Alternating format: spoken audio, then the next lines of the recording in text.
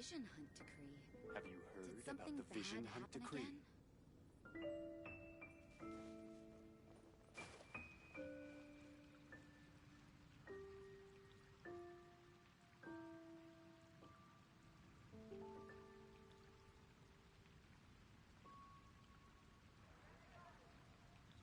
Knights and aristocrats share the same cultural heritage, but the knights had enough sense to do away with all the superfluous detail.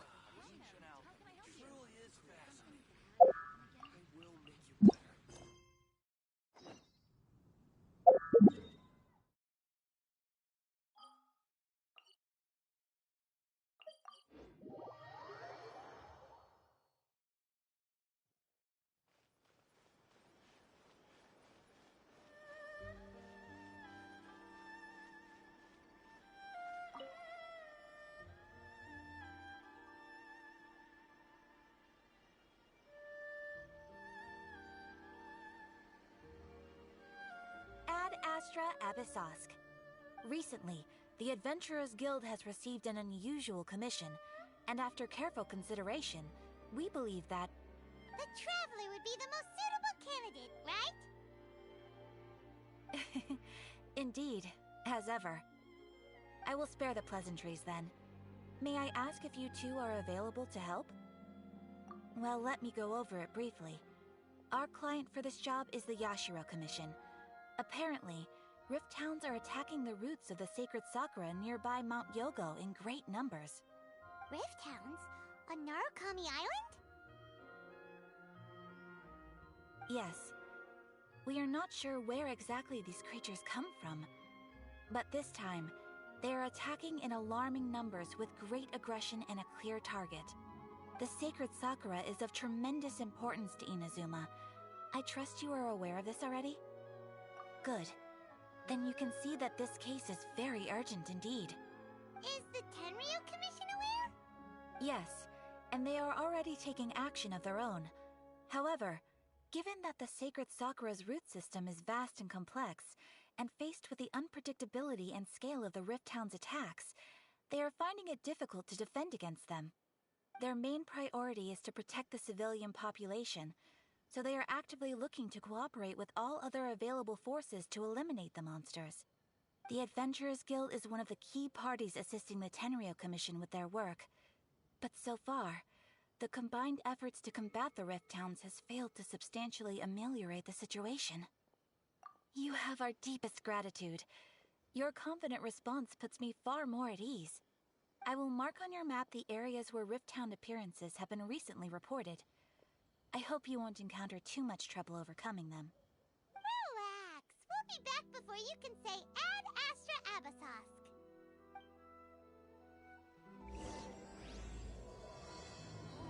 Restaurant? That place isn't even worth The sacred Sakura's in danger again, huh? Who'd have thought? Keeping the sacred Sakura safe was Kazari's greatest wish, and now these mangy mutts are trying to destroy it! Time to teach him a lesson!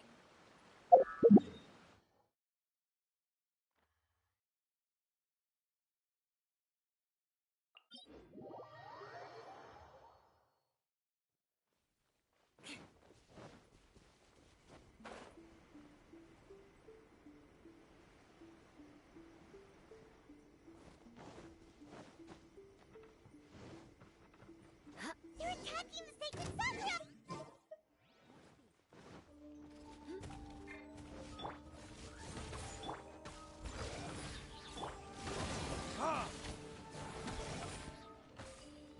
Verdict is...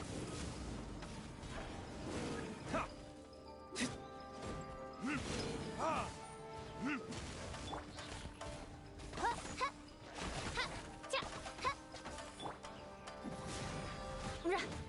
Ha! Crush!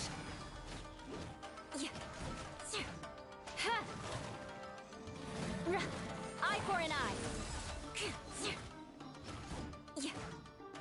Wow, there are so many of them!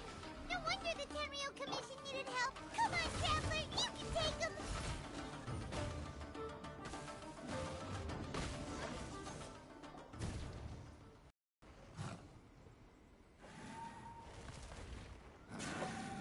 into oblivion!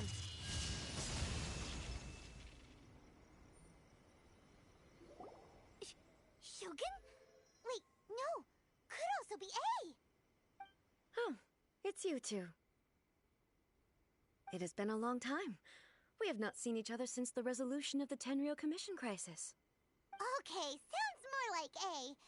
It is you, right? You sure made short work of them. That was amazing.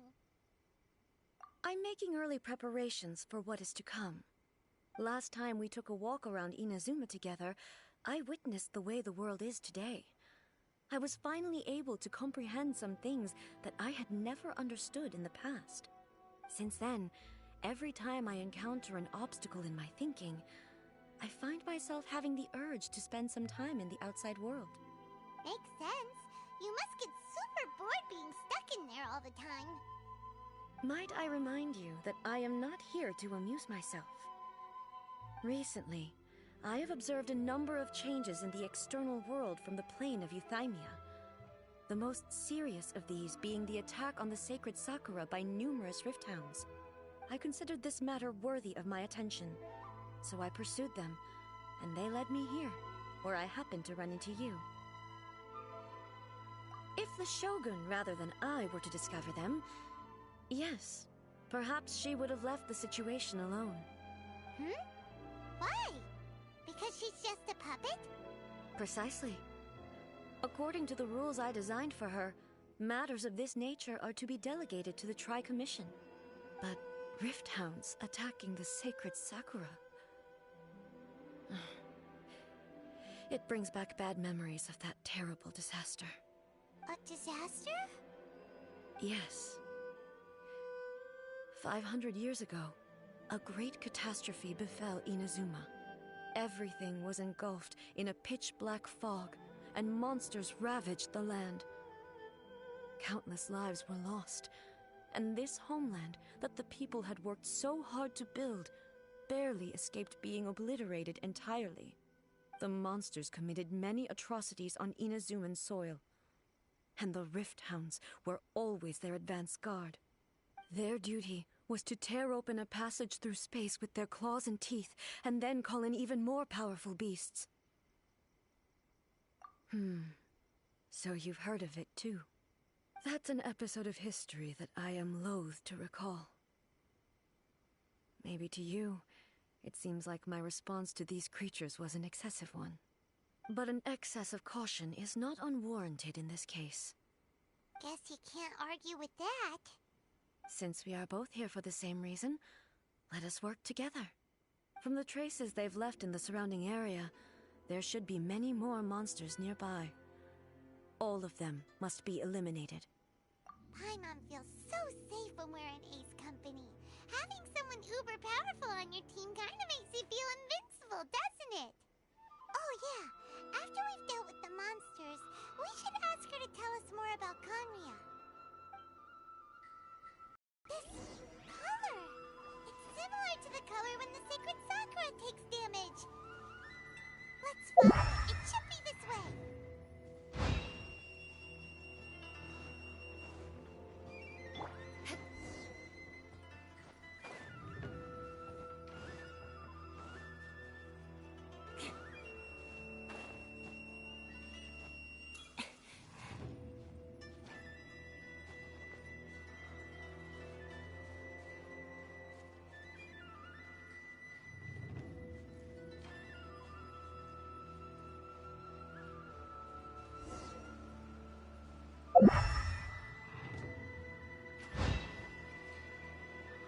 More speed.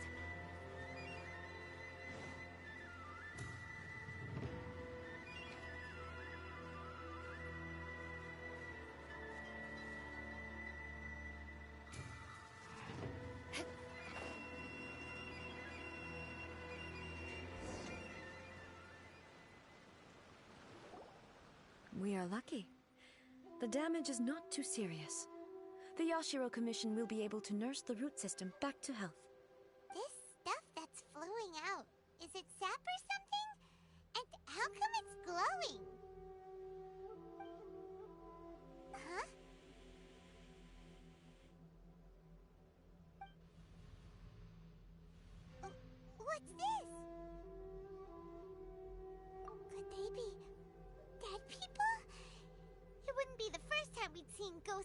journey. But why would they appear here? Let's search the area. Perhaps we will find out.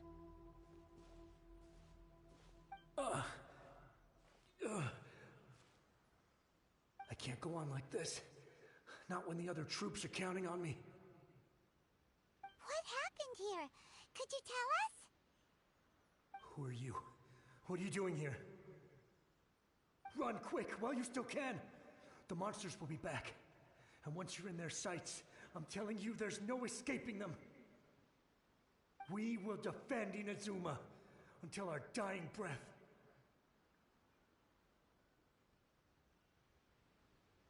You don't know? Inazuma is engulfed in darkness. Beasts and horrifying monsters are everywhere. They are merciless, ferocious, and they will devour everything in their path. Every last trace of humanity's existence, I tell you. They'll devour it all. But look, none of that seems to be going on around here. Not right now, but they'll be back. Look, get out of here.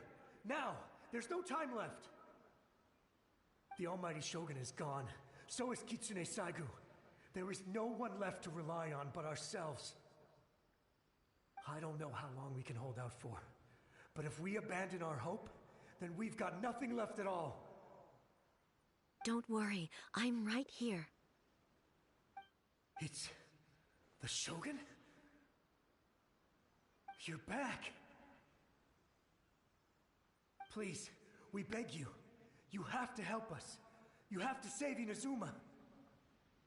Only the glow of your supreme lightning can dispel this terrible darkness. Please, or the whole of Inazuma will be reduced to a hunting ground for the beasts. Calm down. The war you speak of is over. Over? But what do you mean? Shogun? Look around you. The grass grows green and lush, and a soft breeze blows. This is Inazuma at peace, as you will no doubt remember. There are no monsters, nor is there anything else here that could threaten your life. What? But how? Just moments ago, they were everywhere. I saw them tear my comrade to shreds with my own eyes. Hey, calm down. Everything's fine now. Huh. I think I understand. Almighty Shogun, you saved Inazuma. Yes, we were right to place our trust in the Almighty Shogun. As long as the Shogun is with us, Inazuma will last for an eternity. Thank you, Your Excellency. Thank you, thank you. What's wrong with him? He's gone. Paimon can't even begin to understand what that was all about. But somehow, Paimon feels all sad and hopeless. If I am not mistaken, what we just saw was a samurai's memory that was buried in the land. The sacred sakura can absorb and purify the filth in the ley lines. After the Rift Hounds attacked, some of this filth leaked out through the cracks in the trunk and formed a physical entity. An entity formed with strong filth would be highly aggressive. But when purified, it presents in the form of a memory. Purified filth quickly dissipates and will be absorbed by the ley lines shortly afterwards. In other words, it cannot exist for too long. So the memories of the ones that died are all appearing at this moment? Yes. That soldier was one of the many thousands who made the ultimate sacrifice. What he was describing just now was precisely the disaster that happened in Inazuma 500 years ago. Yes. Inazuma was facing many great crises at that time. Some were local in origin, while others came from the now fallen kingdom of Kanria. The disaster in Inazuma caused me great concern. I felt that I had to step in before it was too late. Otherwise, it would spread to all of Tevat. But my friend, Kitsune Saiku, reassured me that I had nothing to worry about. She would shoulder the responsibility of protecting Inazuma and mobilize all forces at her disposal to combat the threat. I could tell that, although neither of us acknowledged it, we both knew that the road ahead would likely end in tragedy. So, Inazuma was attacked at the same time as when the disaster happened in Kanria? Indeed. Countless monsters suddenly appeared throughout all of Inazuma. In the end, Kitsune Saigu sacrificed her life to protect the people. I never had the chance to see her one last time. But I would like to believe that she kept her promise to me until the very last. But even then, Inazuma was left more devastated than we could have ever imagined. Those terrible tragedies left great wounds that are still felt to this day, both on the land itself and in my heart.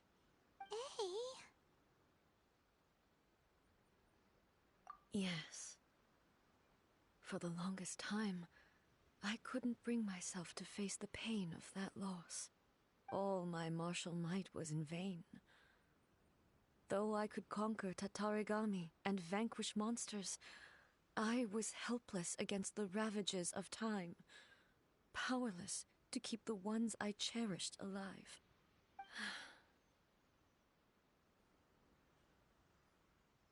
But after my clash with human ambition, I thought long and hard. Now I realize I cannot fixate on the past forever. When I traveled around Inazuma with you, I caught a glimpse of how the nation has progressed over the centuries. A glimpse of human potential. Everything far exceeded my expectations. Moving forward inevitably invites further loss, but also new encounters. Just think of that soldier. Despite all the losses he had experienced, he still chose to keep fighting for the sake of moving forward. All those who sacrificed themselves back then gave their lives fighting for a future. But perhaps the future they were hoping for is not the eternity that I once strove for. As Inazuma's god, it is high time I honored their wishes. Warriors of the past, who spilled your blood on this land, your noble souls now rest in this earth. I will never forget you, and all that you did for Inazuma. He's taking all this pretty hard. Come on. Let's keep investigating the damage to the sacred Sakura.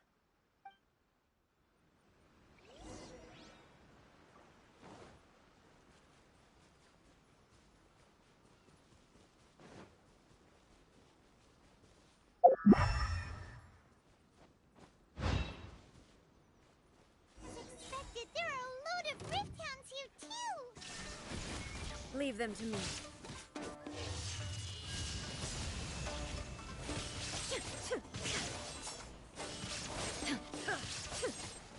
Shine down!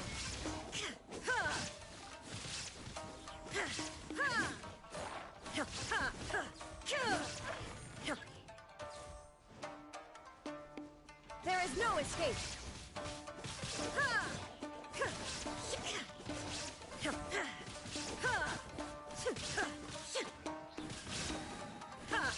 Now you shall perish!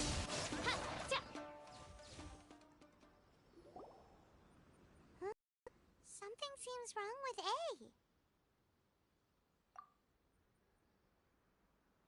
Why would you ask that? Well, usually you'd pull out your sword and swish! Vaporize them all in one go, no? You are unduly concerned. I'm simply conserving my energy. Although I have some understanding of the situation already, It could take an unexpected turn at any time. I must be prepared for anything. If there are more formidable monsters lying in wait in this area, I must make sure I have the strength to face them. Ah, makes sense. Spoken like a seasoned shogun. The roots seem pretty badly damaged this time. We definitely need to tell the Yashiro Commission about this. Hey, the same light is leaking out again.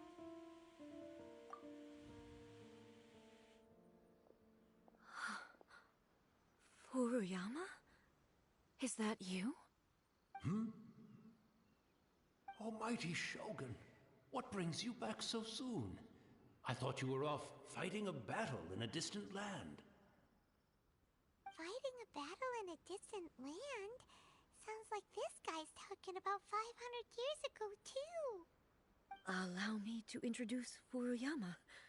He is a tea master and a member of my retinue. Though blind, Furuyama is unparalleled in his ability to appraise tea. He brews some of the very finest tea in all of Inazuma. Your Excellency, you shower me with praise undeserved. I have simply had the good fortune to be in Your Excellency's presence long enough to become acquainted with all the skills that are required of me. It sounds like the Almighty Shogun has brought a guest. I'm afraid I'm unable to serve you any respectable refreshments on account of the current situation. But please, sit and rest. After all, it's quite a mess out there. What should we do? Oh, yeah. Sheesh. There's monsters everywhere out there. It's pitch black and loads of people have been injured. I see. So, they have fought their way this far already. Most of the residents in this neighborhood have already escaped. They wanted to take me with them, but it seemed rather pointless to me. So, I decided to stay. And now the Almighty Shogun is here, I have even less reason to run away. Imagine if this was something that even the Almighty Shogun was powerless to resolve. Where could I possibly run to then? People flee out of a desire to live on, and the desire to live on stems from a feeling of having unfinished business in life. But me, I have no such thoughts, and I have no regrets. The Almighty Shogun often speaks to me about her dreams over tea. Just listening to her stories, I've been blind for many years, but her vivid descriptions took me on a splendid journey to all the most beautiful places in Inazuma. Over time, I've come to understand her mindset. Quite the romantic at heart, a true dreamer. One thing she always says is, good things don't last forever. Everything changes, fades, disappears completely over the passage of time. And so, people must make the most of the life they have, seize the chance to enjoy it while it lasts, and have no regrets in the end.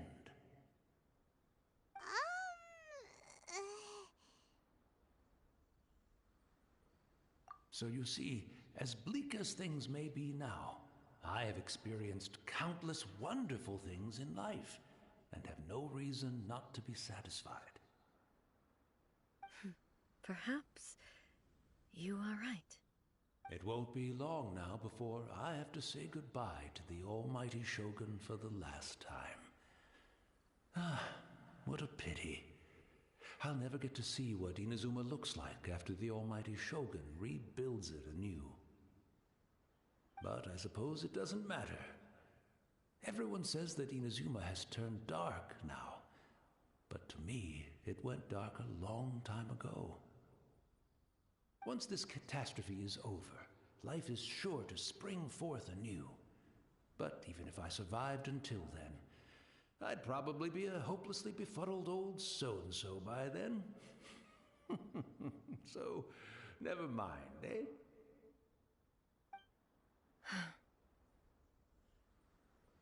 Oh, goodness me. Speaking of befuddled, look at me rambling away to my heart's content and forgetting to serve the tea. The almighty Shogun comes to visit and I don't have the tea ready. A truly egregious loss of decorum. One moment, I'll just... Where in the world is the tea set? I hope the others didn't smash it to smithereens in their hasty departure. Can't see a tea set anywhere around here. Really? But it's always been right by my side.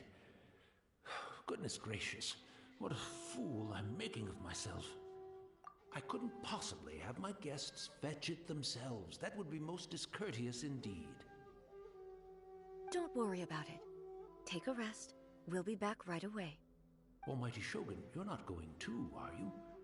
No, no, no. Your humble servant implores you, not with the war raging outside. This place is complicated. It's quite unlike the tea house in your memories. Leave it to us. But... well, okay. I never thought I'd see the day that I need the almighty Shogun to personally collect my tea set for me. I can't decide whether it's a final regret or a final stroke of good fortune. Where should we go to find a tea set? Having a cup of tea isn't exactly the most urgent thing to do right now, but at the same time, this lovely old man from 500 years ago has been through so much, and it makes Paimon so sad. I'm also feeling very nostalgic for his tea. Oh, why don't we go to the Kamisato estate? There'll definitely be a tea set we can borrow there.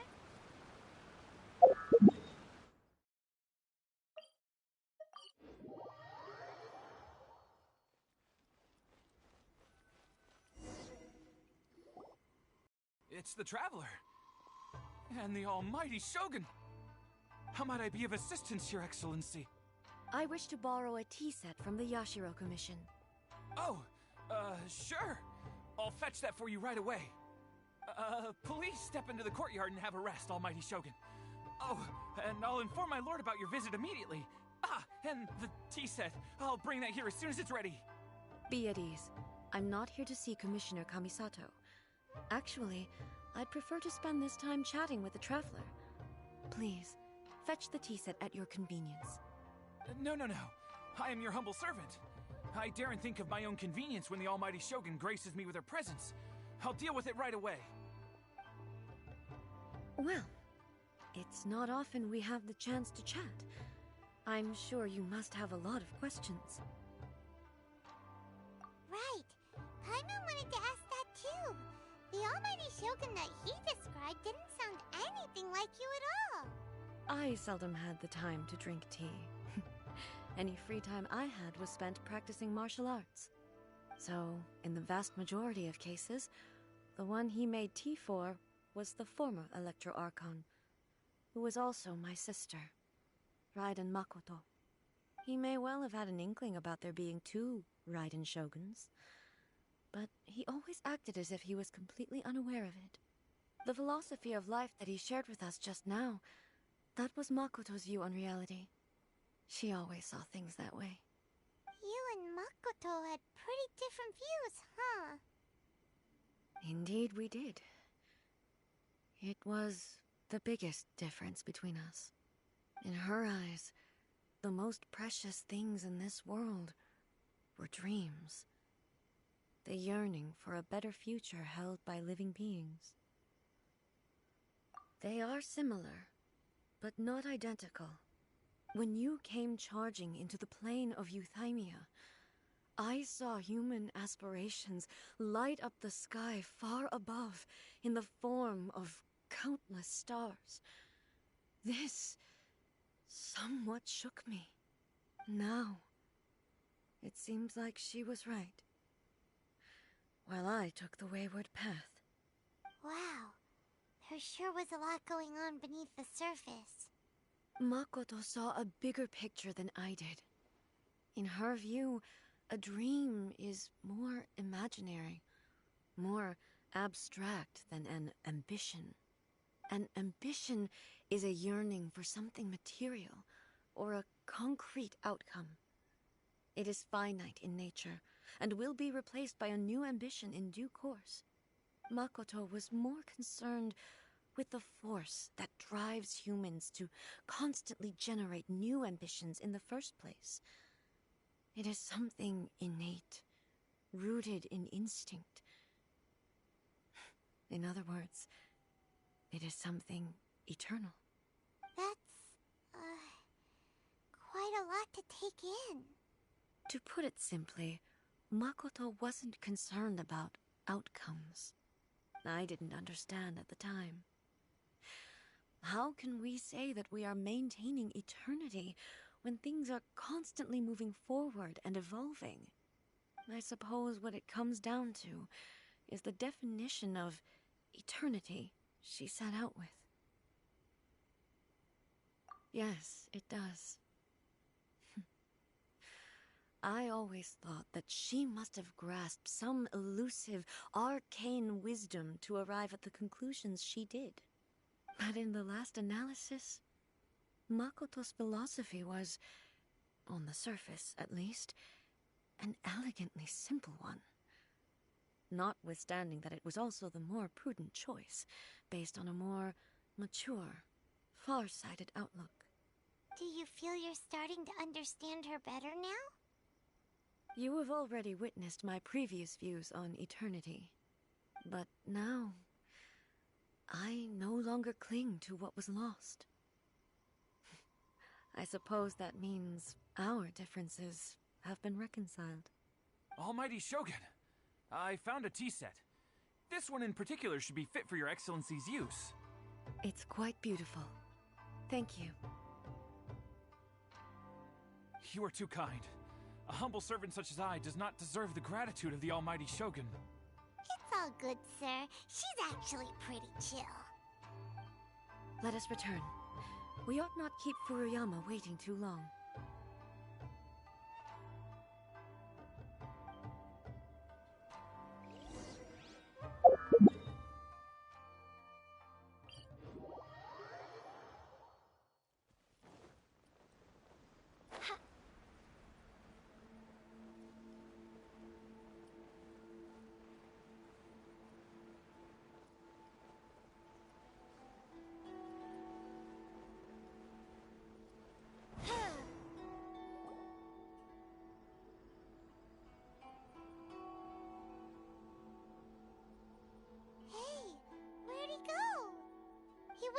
Looking for a tea set himself, would he?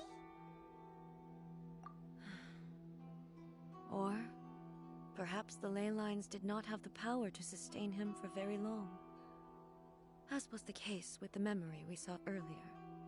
So we won't get to drink his tea? We didn't even have a chance to say goodbye. The information held in the ley lines is complex and disorderly. The fact that we were able to meet him to begin with was a miracle of fate.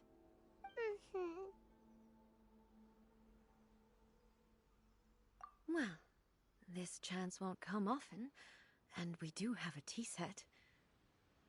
Perhaps I should try my hand at making us a pot of tea. I've watched Furuyama brew tea on many occasions. I doubt I should have any major problems doing it myself. The tea is ready. Please give it a try.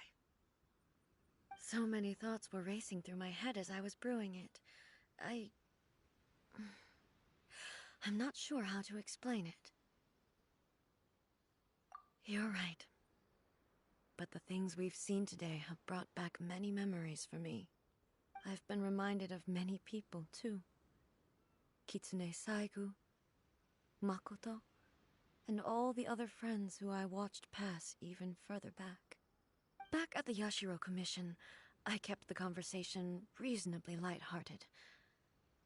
But now, I'd like to broach a heavier topic, if I may. The events of 500 years ago not only robbed me of my friend, Kitsune Saigu, They also took Makoto away from me. For good. She died in that disaster too? Yes. She went to Conria alone, without telling me. Unlike me, Makoto was no martial artist. Whenever similar crises had arisen in the past, I was always the one to face them in her stead. But this time, the circumstances were so grave that Makoto had no choice but to leave me behind. Or perhaps it was more that she went ahead of me, put herself in front of me, so that I would remain hidden. In any case, by the time I realized what was happening, yes, it was too late. I arrived only in time to hear her dying breath. She had already lapsed into unconsciousness by that point, so all I could do was enter into her mind. As far as you're concerned, it would be somewhere similar to the plane of Euthymia.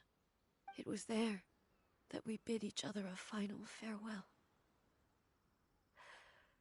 I cried bitterly. Even in those final moments, I couldn't understand her actions. Why did she go to Conria first, and not I? Why did she keep me in the dark about it? Was it to shield me? It was there and then that I resolved to pursue eternity.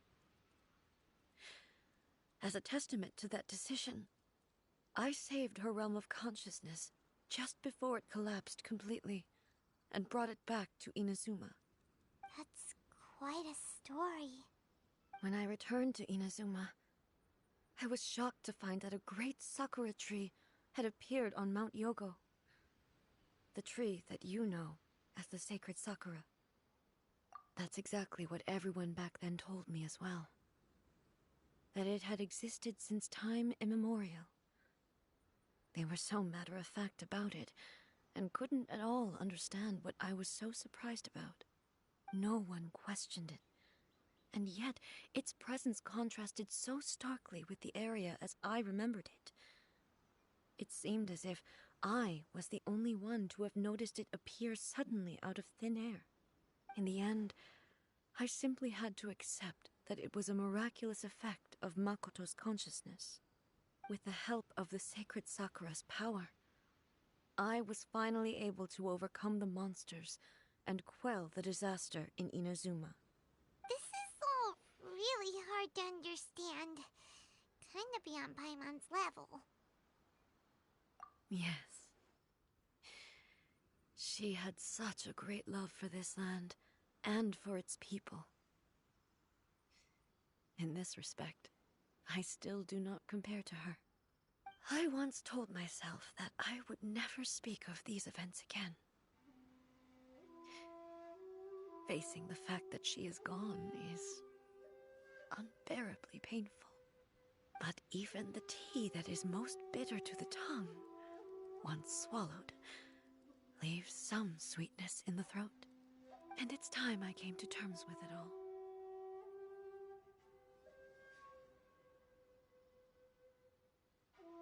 Oh, while we're on the topic, since you experienced that battle in person...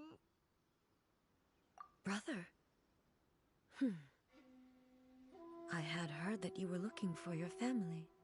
You mean to say that he was somehow involved in the Conria disaster? Based on what we've learned so far, it seems so, yeah. I'm sorry. I wasn't there for the whole thing.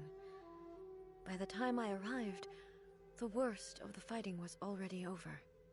And also, my mind was consumed entirely with the plight of Inazuma, and the fate of those closest to me. So, I'm afraid I can't help you. Oh, well, that's a shame. But it can't be helped, I guess. Boy, both of you have experienced great tragedy. With this last cup of tea, let us honor the Tea Master's memory. Thank you, Destiny, for giving us the chance to meet again. We should go. Let's keep following the traces. Very well.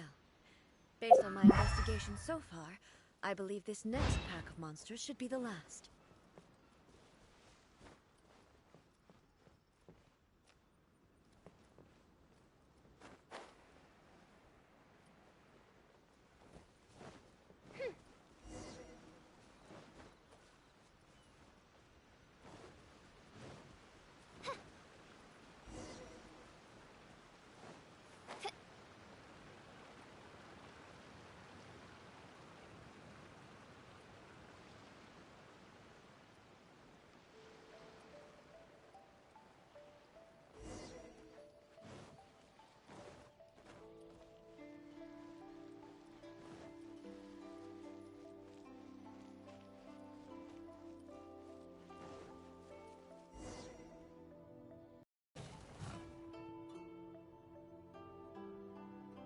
Once again, please leave them to me. Hey! Hey! Are you sure you're alright?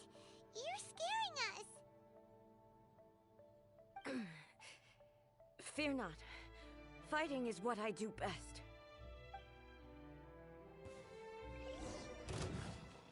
Illusion shattered!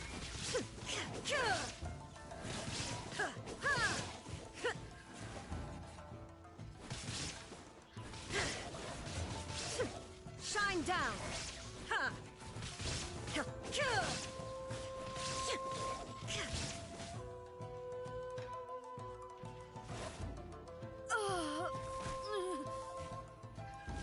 Are you alright? I'm fine.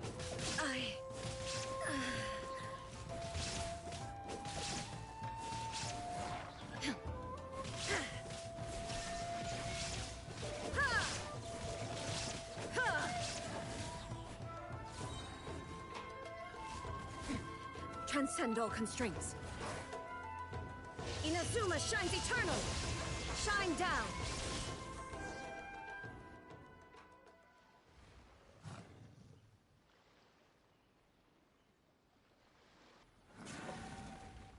Hey, maybe you should leave this one to us.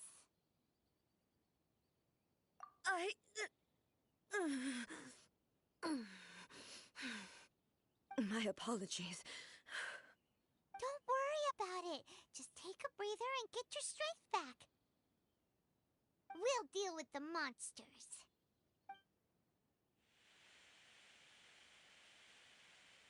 Look, that's the same light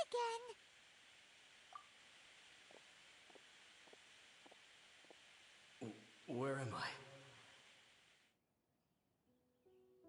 Who are you? Almighty Shogun, you're here too! Are you injured, Your Excellency?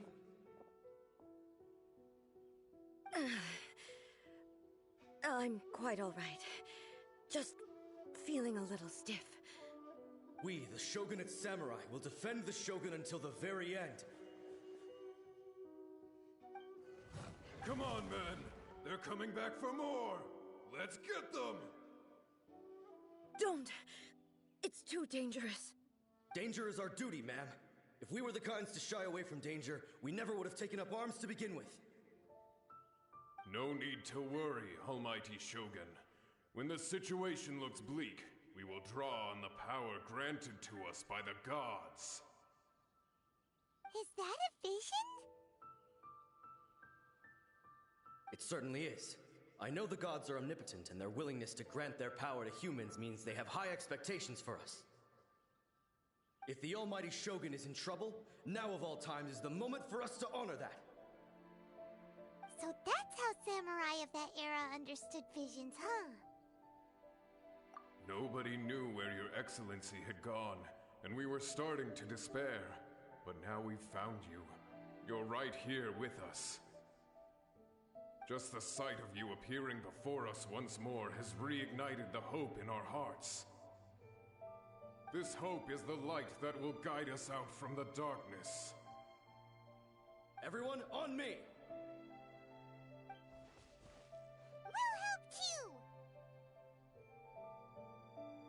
Huh? Affirmative, but watch your backs. Protect the almighty Shogun! Ha! Burn!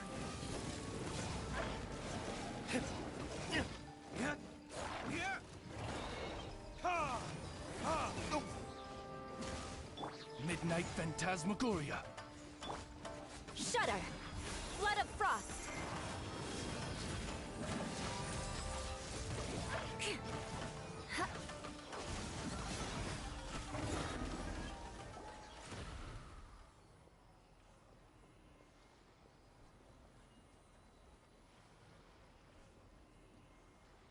It seems like their attacks are finally over. I've never fought so fiercely before. Thank you all. Are you okay? Maybe you should keep resting. I'm fine. I feel much better already. You fought phenomenally. It was truly awe-inspiring. The monsters will definitely come back. And when they do, it'll be more than a few Rift Hounds this time. Quickly, escort Her Excellency back to Inazuma City, and regroup with the General's forces as soon as possible. When everyone sees the almighty Shogun safely returning, their spirits will be lifted. Well, what are you guys gonna do? We will stay here and guard against the monsters' advance. We cannot afford to let them get any further. We are brothers in arms. As long as we stick together, we can face any number of monsters that come our way.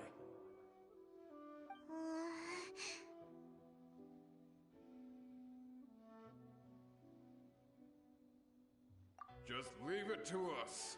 Fighting is what we do best. But the almighty Shogun is the only one of us with the power to change the present state of affairs. Only Her Excellency can turn back the tide of despair and lead us onward into the future.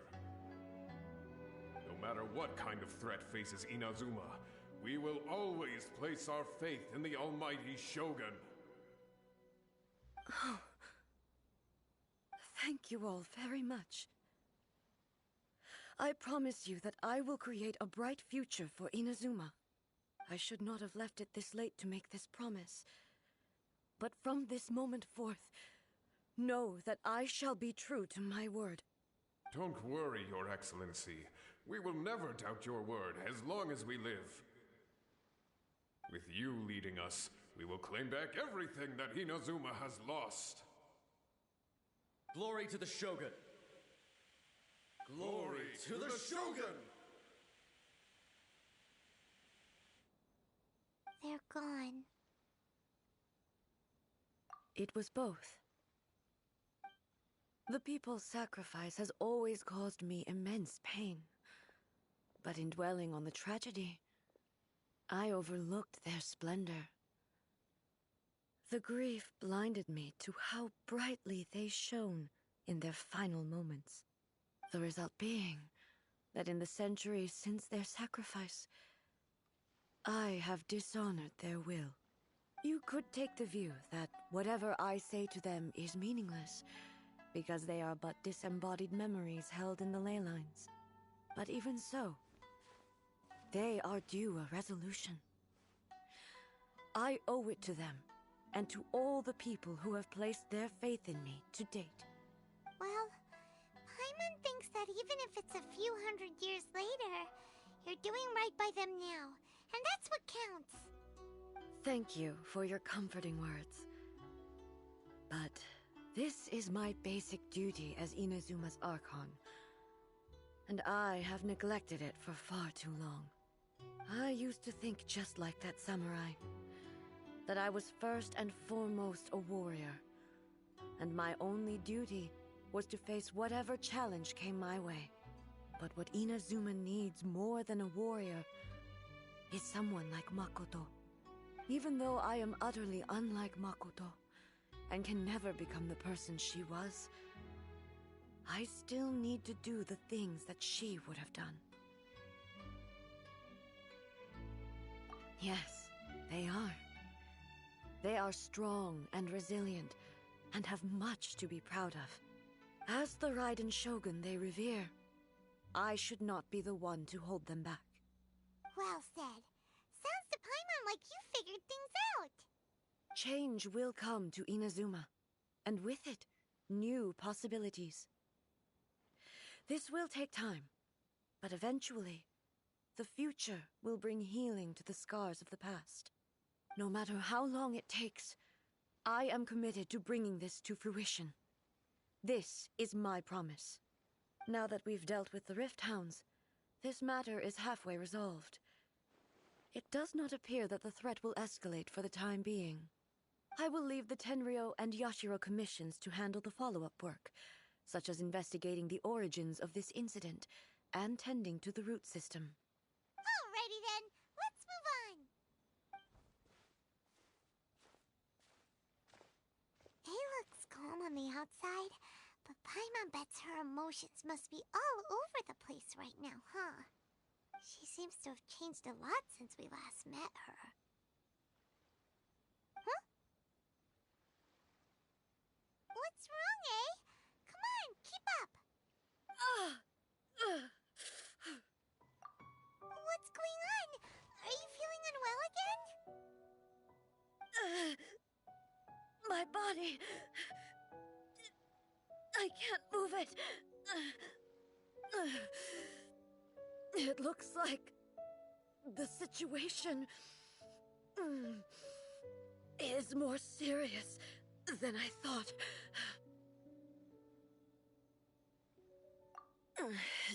No need. She is calling me. The time has come.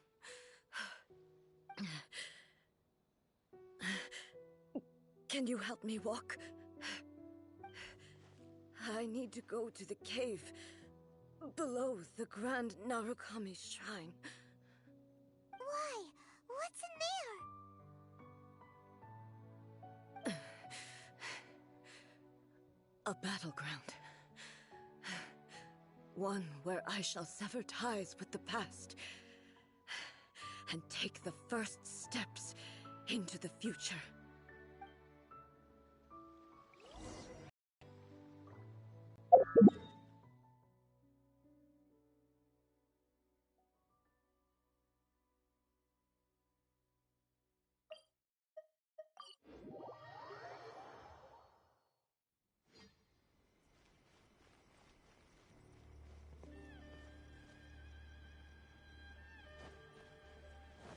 More speed.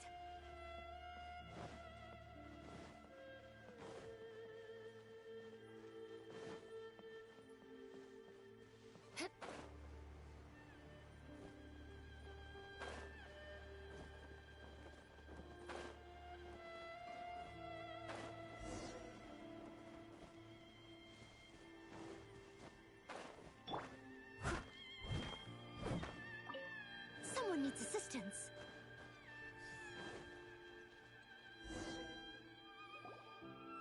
We're finally here. The entrance should be nearby.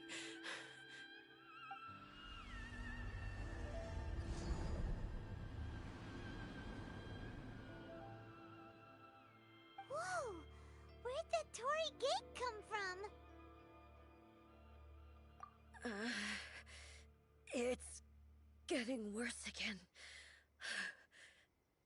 But it's fine. I'm happy. I'm about to put an end to it all. This is a place I once sealed off with my own hands. The entrance to Raiden Makoto's realm of consciousness. It looks like she will no longer allow me to do with this body as I please. Huh? What are you talking about? And who is she? Makoto?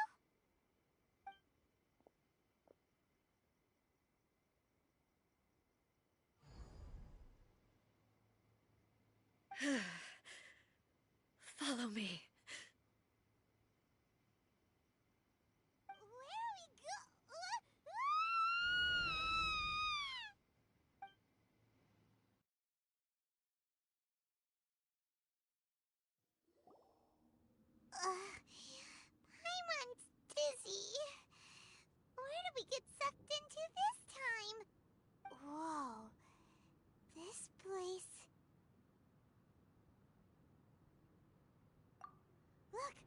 Look over there! It's another A! We meet again, traveler. This body is an assistant to the One Within, but it is also the guardian of the rules. Should the One Within wish to stray from the rules, this body shall stand in her way. Wait! Paimon knows that voice! Is that the puppet? You have wandered the realm in my body, and you appear to have grasped the true essence of eternity. You believe your present self has greater certainty than your former self. Thus, you believe your present self is correct, don't you? But have you really been enlightened with new ideas? Or have you been degraded by irreversible erosion? I'm here to show you my answer. We are both warriors, and the dialogue we must now have shall be conducted by the blade alone.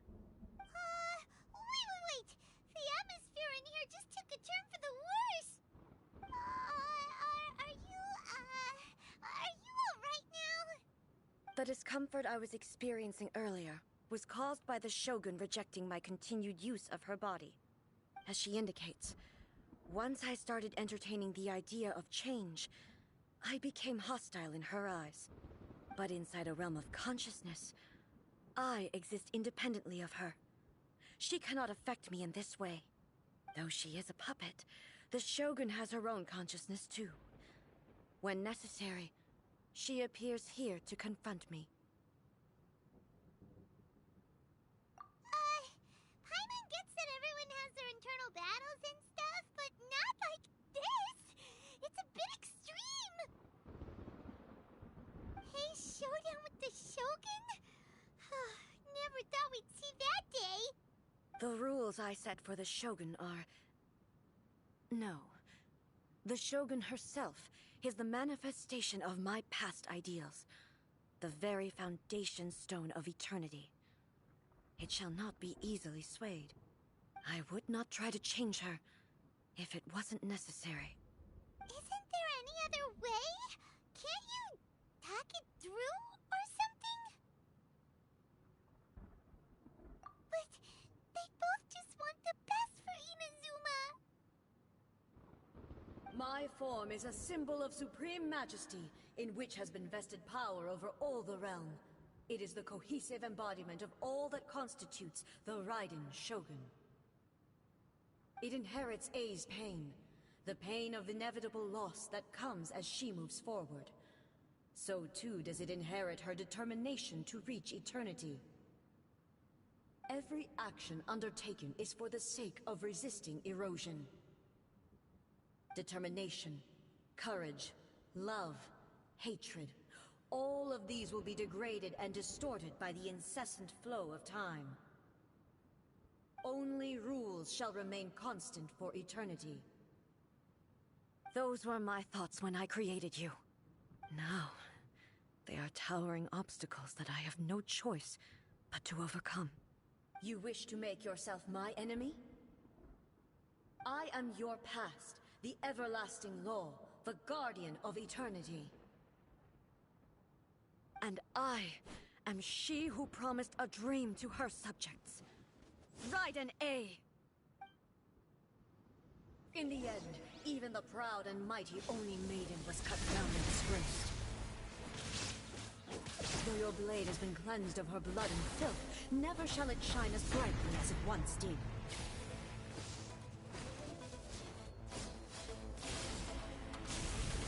There is no escape! Inferior. Torn to oblivion! We go! The eye sweeps the land!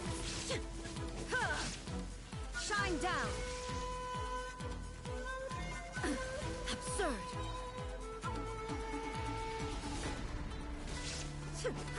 Inferior. Now you shall perish! There is no escape! The Kitsune Sakura blossoms that once filled the skies fell to the ground as pitch-black rain. As long as the ley lines flow, the relentless erosion of time will never stop. She's completely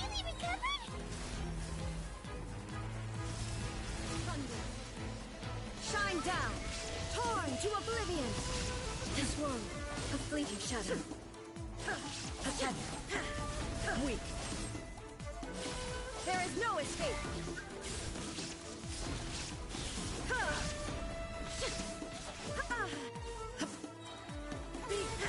Now you shall perish! Illusions are but distractions.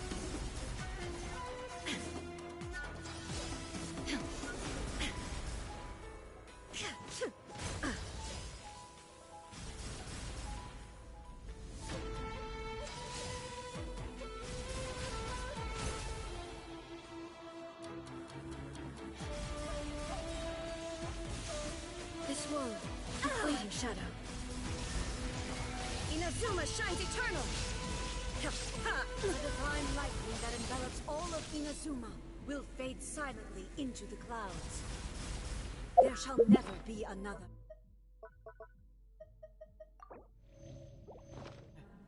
Never, for the rest of time. Transcending. Torn to oblivion.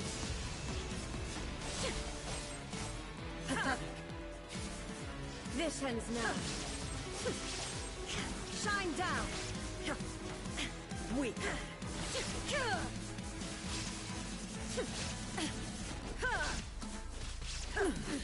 Absurd. Inazuma shines eternal. The eye sweeps the lands. There is no escape. Shattered.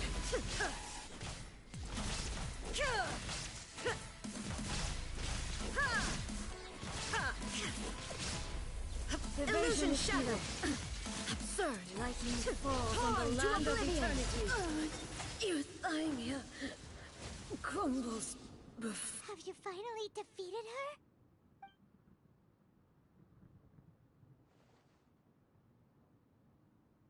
It appears your martial prowess has not dulled. But how long can your will remain strong? How the heck? In this realm of consciousness, her existence is tenacious indeed. She was built to resist erosion.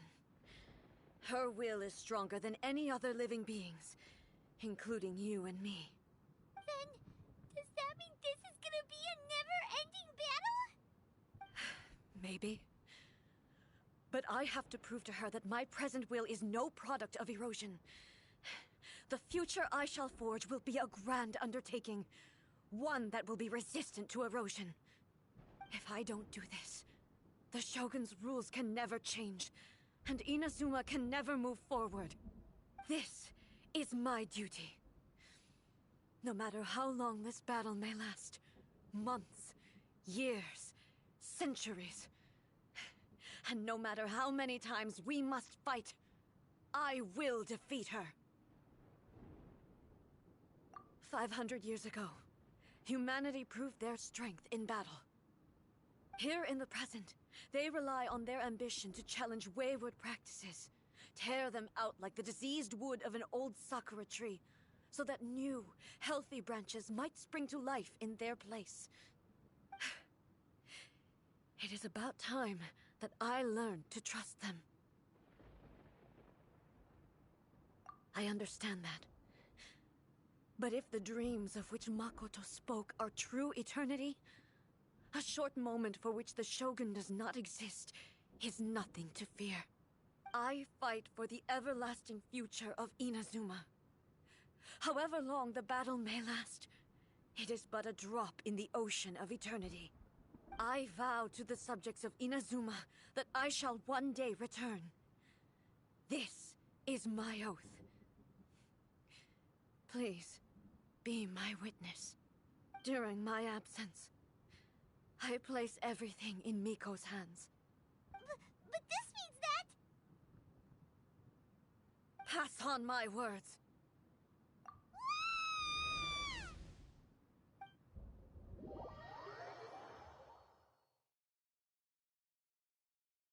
Looks like we got kicked out.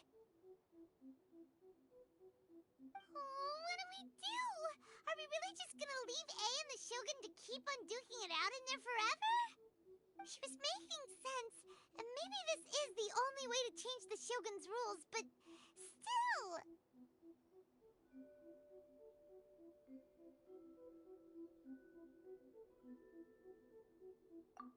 Right? Also, A can be pretty stubborn at times, and has a history of rushing into difficult situations.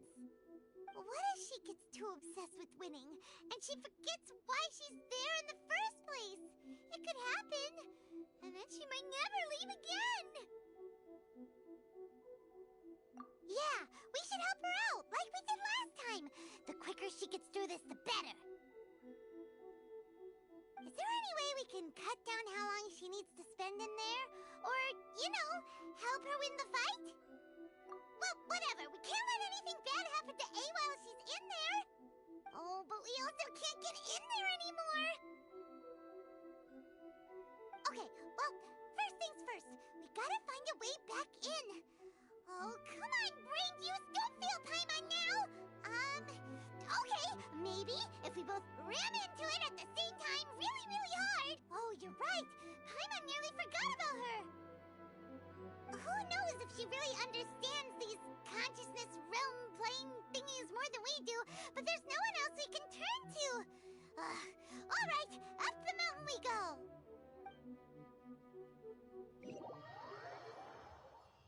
What? Another bad one? No, let me try again.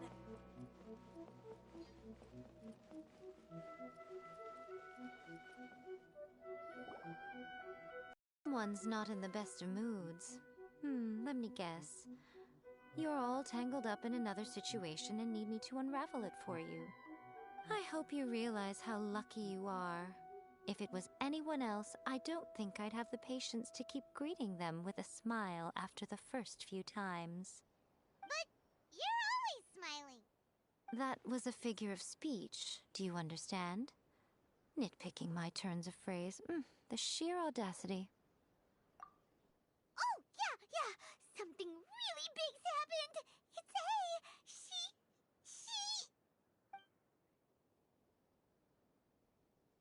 Oh, okay, I see. So, A's decided to palm Inazuma off on the humans, while she goes off on her own to fight a fierce battle that doesn't even have an end date. Impossibly stubborn. Jumps straight to the most extreme course of action imaginable, presumes her sheer will can see her through, despite a near impossible goal that requires nothing short of the very peak of her abilities. Yes, that sounds like A all right. You know as well as I do that she's always been like this. Why start fretting about it now?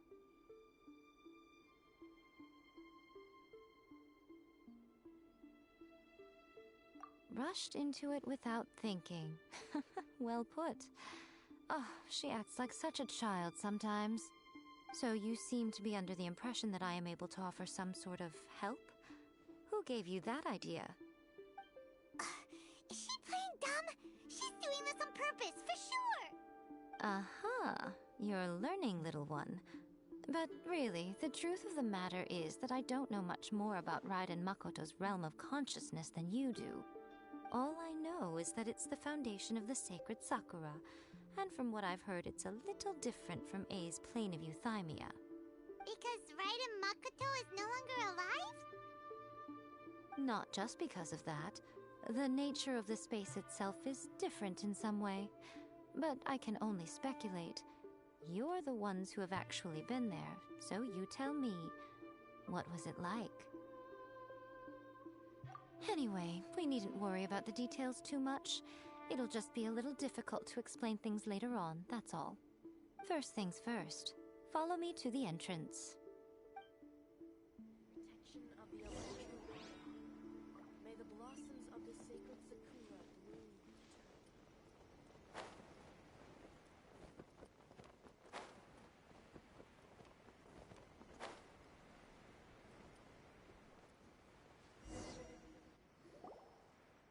Now then, I always have my ways. It's just a question of how crafty I need to be. To the outsider, the realm of consciousness is a very abstract concept. Luckily, I'm A's familiar, so I can sense her rough whereabouts.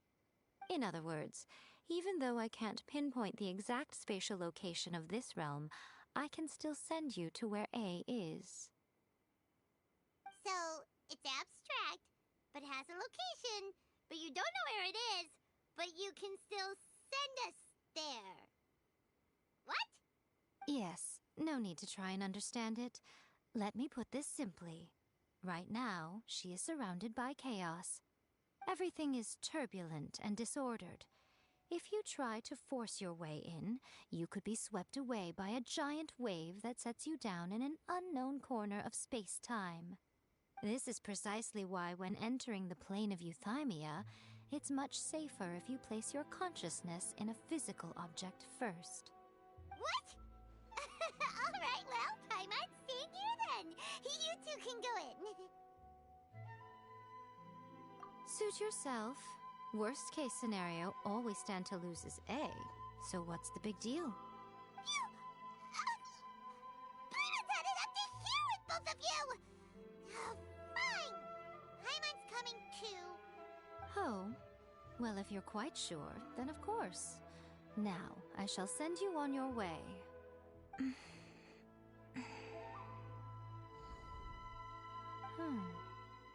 I say. Oh, nothing. It just seems extraordinarily chaotic, that's all. My suspicions have been confirmed. By the way, remember to focus constantly on your heartfelt wishes when you enter inside. Only a strong enough will can prevent you from being swallowed by the giant waves of abstract space. Only if you are strong enough can I deliver you to the right destination. Well then, the door is open. Hop on in. I'll stay outside and provide what stability I can. I'll be ready to respond if anything happens. I'm placing my god in your capable hands. For my sake and for Inazuma's, please, bring her back. Miko, you better know what you're doing! That's enough chatter. Get to work.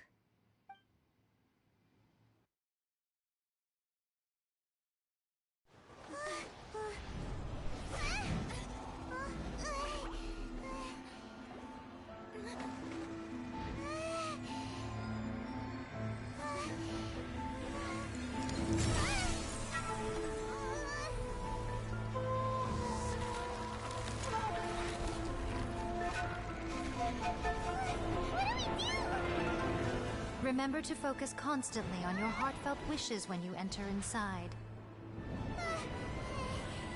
Only if you are strong enough can I deliver you to the right destination.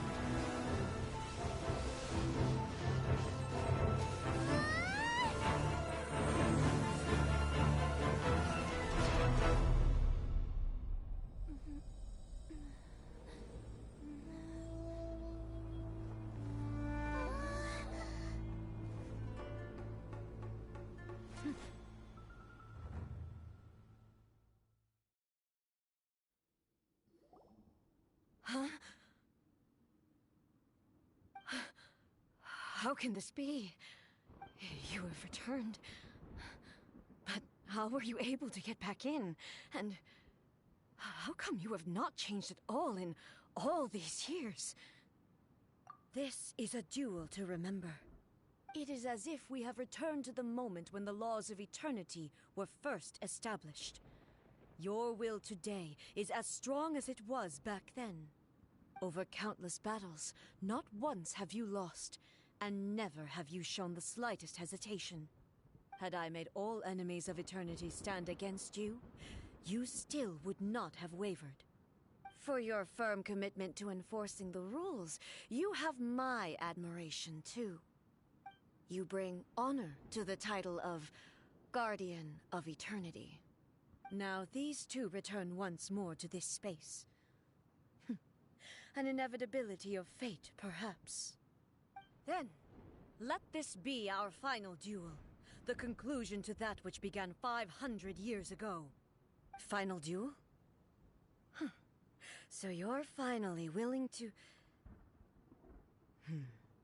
Stand back, traveler.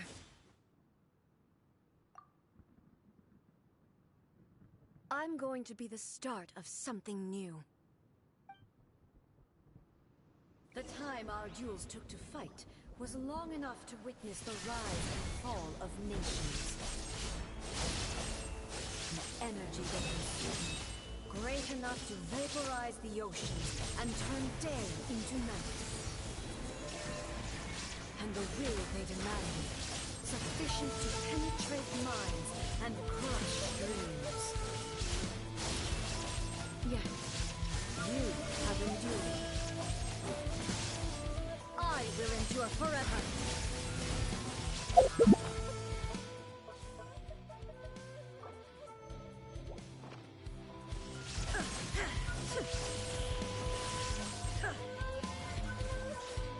Witness the final calamity. Illusion shattered.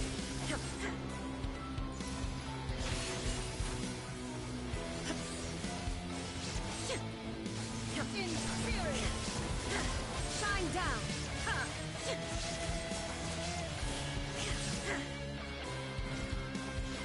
Eternity is in my hand.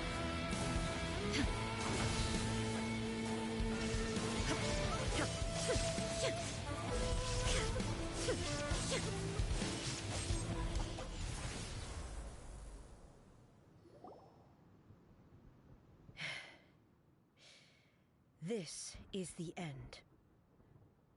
You have won. I believed you were incapable of transcending the past.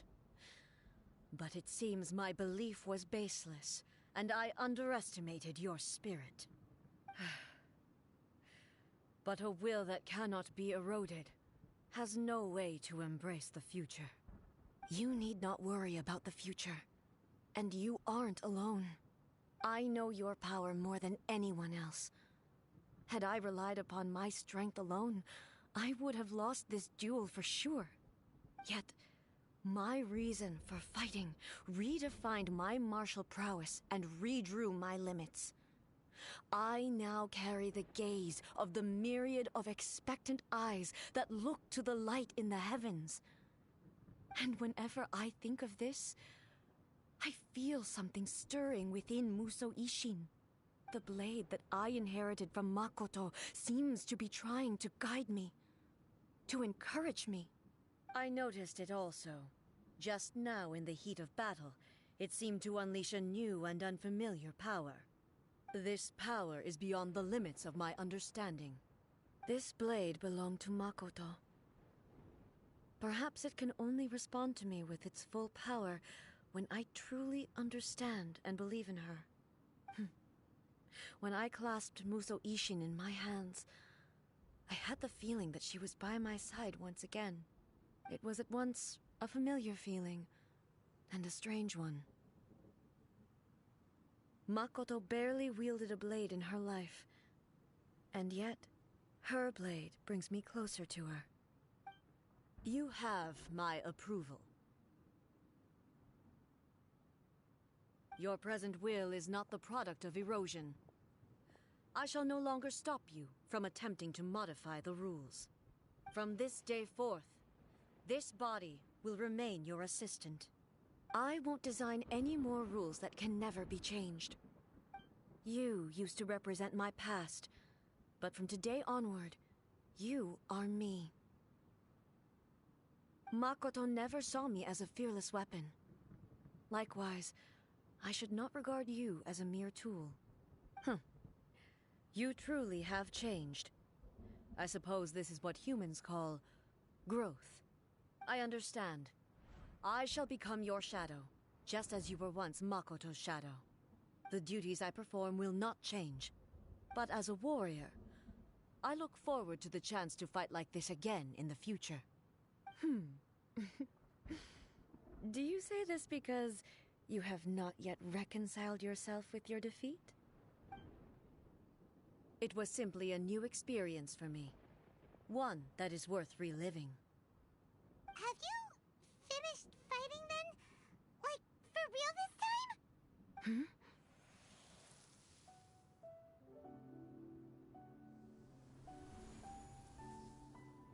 Hello, A.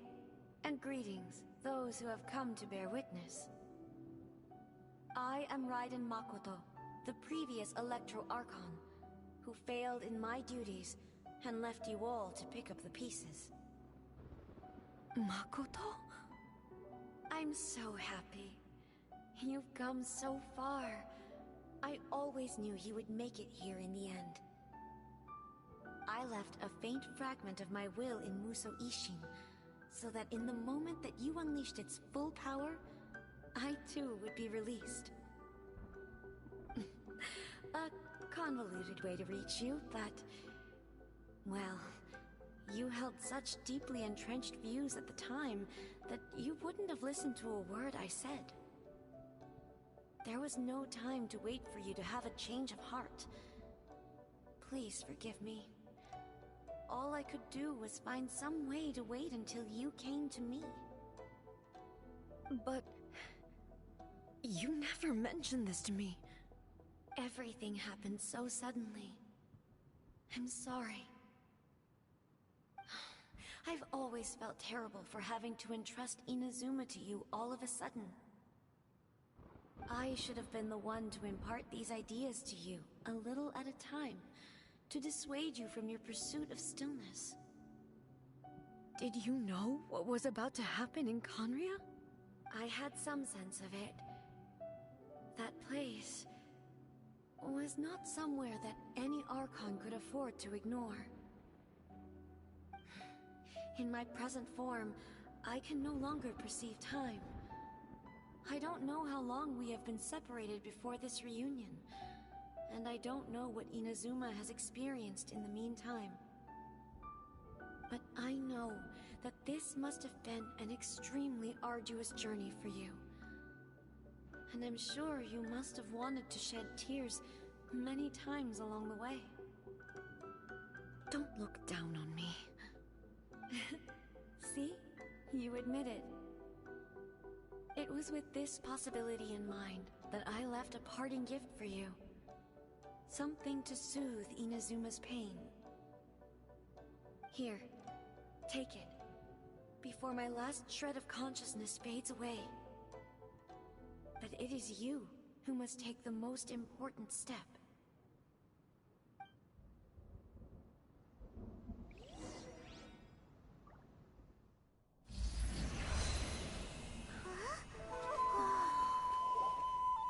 The light turned into a seed?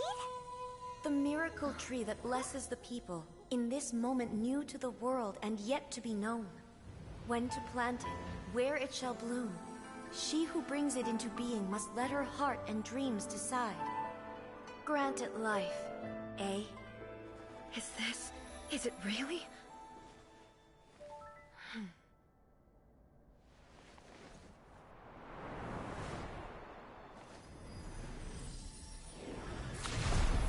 Eternity extends time into infinity. Dreams illuminate each moment within. When both shine in unison, the sacred Sakura blooms from the darkness, finally free from the clutches of the heavenly principles. Now the nightmare has dissipated, and reality is made whole. The vision we both yearn for is still further ahead. My only regret is that I cannot witness Inazuma's future, nor can I walk this journey with you.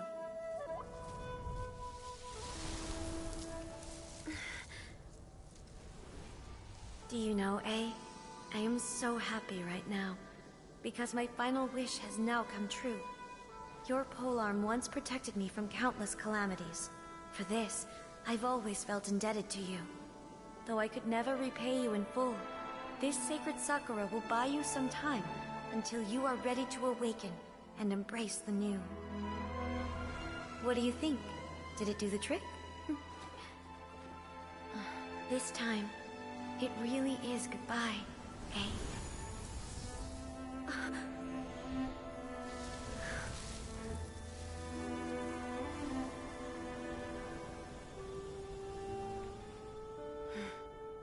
Goodbye, Makoto.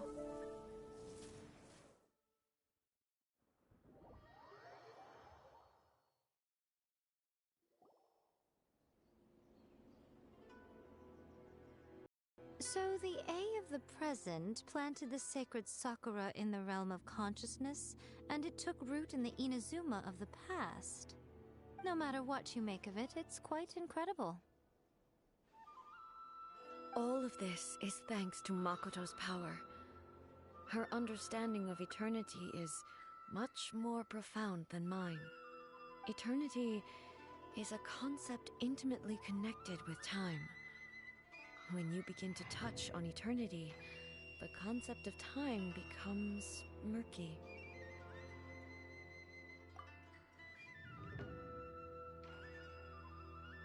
A place where time is meaningless and cannot be understood with ordinary logic. So that was the turbulence I was sensing. Perhaps that is the reason why you were able to return precisely to this point in time without any problems. And yet, that sense of disorderliness has now completely disappeared. I don't fully understand yet. But my intuition tells me that the reason for everything, it's that seed. Well, I'm not convinced that it was Makoto's power alone. I know what you mean. Perhaps Makoto got a higher power involved in all of this. But whatever the explanation, her solution is what saved us all. Without the sacred Sakura, Inazuma would likely have been completely swallowed up centuries ago by that disaster and the filth. I know you've always perceived there was something special about the sacred Sakura, but to me, it has always been there. You've tried in the past to prove to me that there's a connection between the sacred Sakura and Makoto's consciousness, but unfortunately, you never did persuade me, did you? No, but I understand why now. It was because the sacred Sakura hadn't even been planted then. But don't you think that tree looked a lot different than how it does now? The sacred Sakura is within my purview at the shrine, so obviously I get to prune it exactly how I like it. Ugh. Now we see who's pulling the strings. I'm joking. That tree has been through a lot since it first sprouted. We have the loving care of Kitsune over the ages to thank for how it appears today. And obviously I played my part too. It's fair to say that very little time passed between the moment you came out of that realm and the moment you re-entered it. But in that same time, centuries of battling took place on the inside, did it not? Traveler, if I'm guessing correctly, you were repeating your wishes to yourself in your mind, weren't you? At that time, I could sense A's whereabouts, but I also sensed anomalies in the flow of time within that space.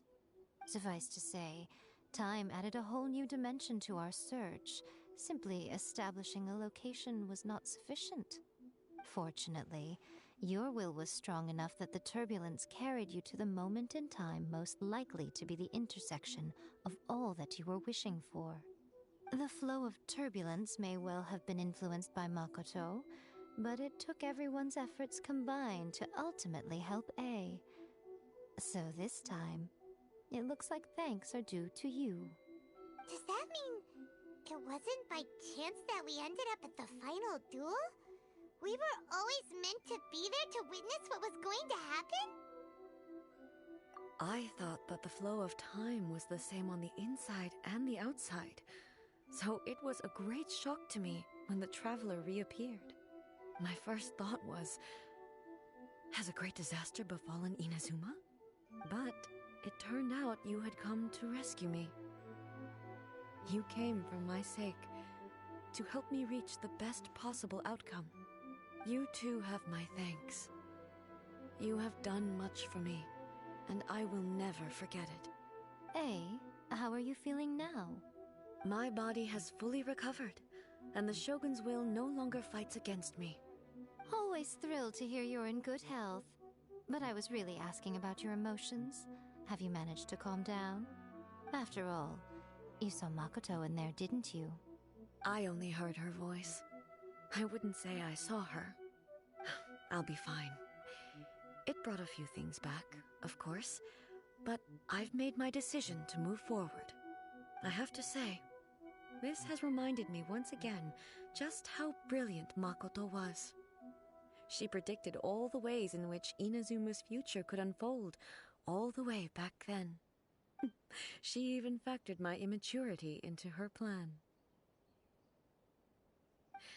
It's all thanks to her that Inazuma lived to see this day. I just planted a seed. Yeah, it was thanks to everything you did that you got to see her again. That's amazing!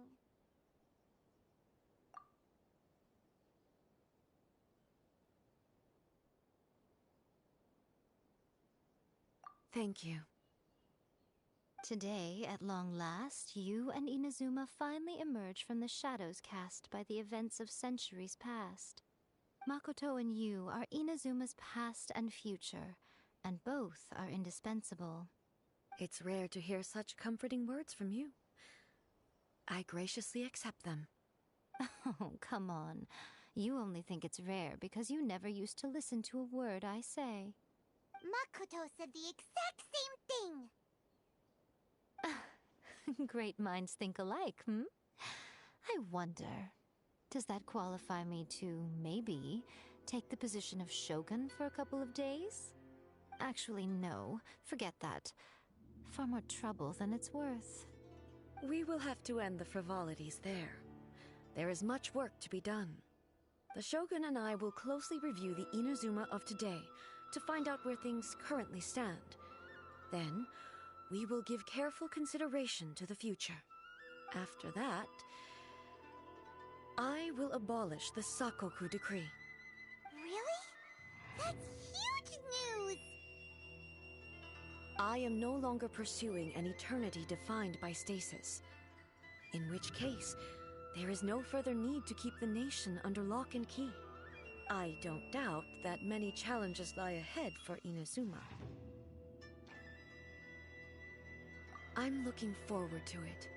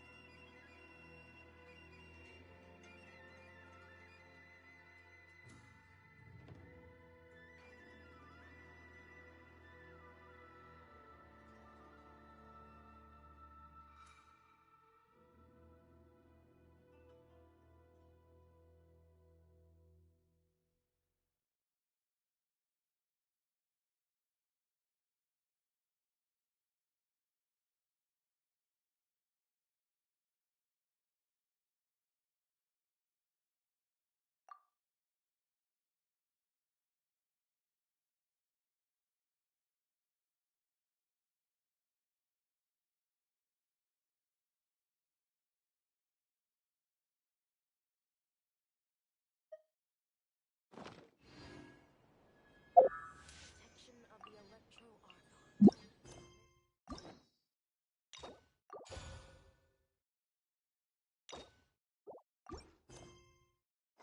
Please, see that he stays safe.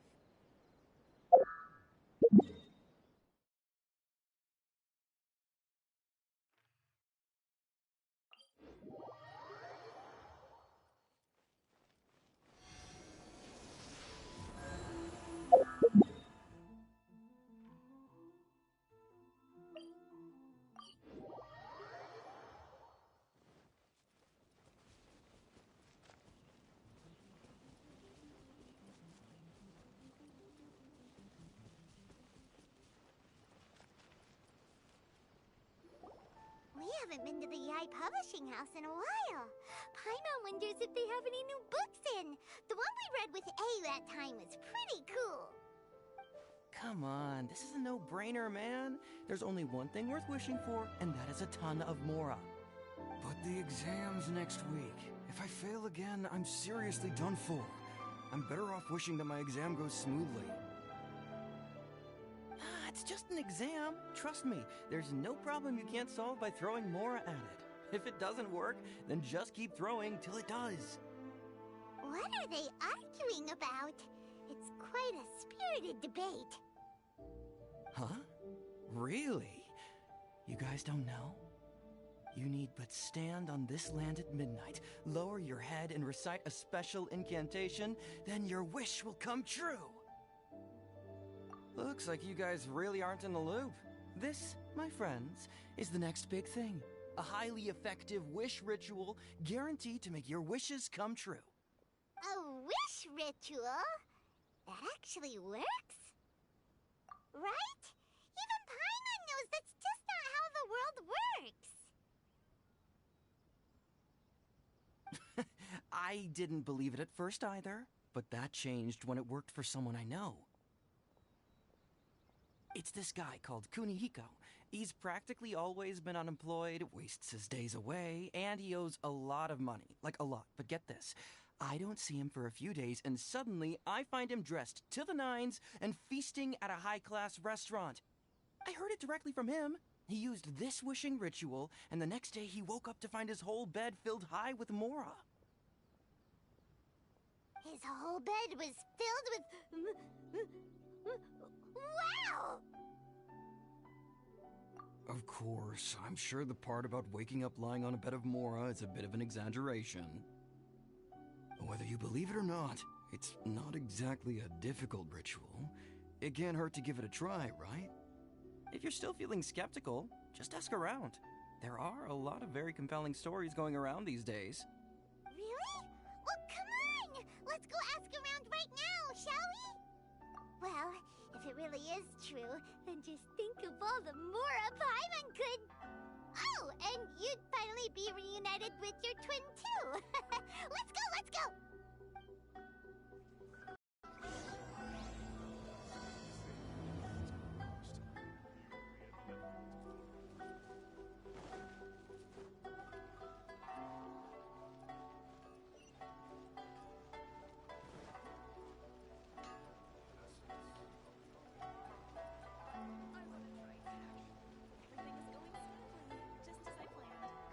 Inspection, it seems like there really are a lot of people talking about this kind of stuff.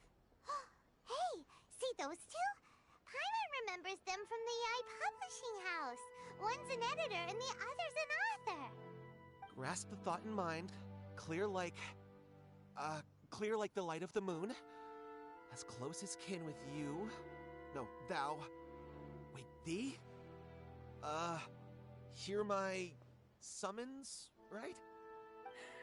No, it's not hear my summons, it's heed my summons. Heed! You're never going to get it down at this rate. Hey! What are you guys up to? Whoa! Sheesh, you scared me! Okay. Where did I leave off with the incantation again? Incantation? Are you guys trying out this new wishing ritual stuff too? Junkichi is trying it out, to be specific. He's hit a bit of a creativity block recently, so... I'm helping him make a wish so that he can move past it. I mean, I obviously don't. But Junkichi never listens to an outside opinion, so all I can do is go along with it. Mr. Shigeru, can you please be a little more accommodating? This is extremely important to me. People have had all kinds of wishes come true.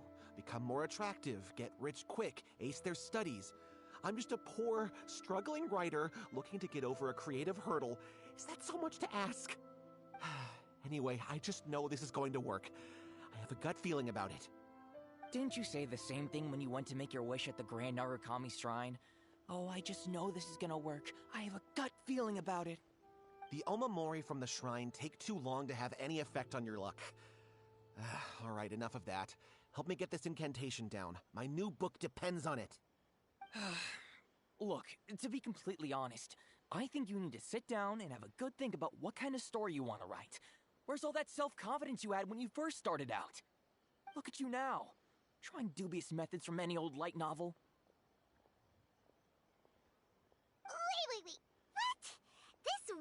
ritual comes from a light novel? Yep, it's from the one called A First-Hand Guide to Summoning Spirits. No, it's most likely a self-published title. It just appeared out of nowhere and took Inazuma by storm. As a fellow writer, I'll refrain from passing comment on how well the story is written, but everyone is saying the wishing incantations it contains are the real deal. Look, Junkichi, yes, everyone's saying it's real, it works, but that's only half the story. I've also heard lots of people saying that everyone who's had their wish granted using this method starts behaving strangely. What's so surprising about that? They're probably just giddy with joy at having their wish come true. This is starting to sound a little suspicious. Why don't we go to the Grand Narukami Shrine and ask Yaimiko about it? She's the expert when it comes to both light novels and the supernatural. Yai Publishing House. Come take a look.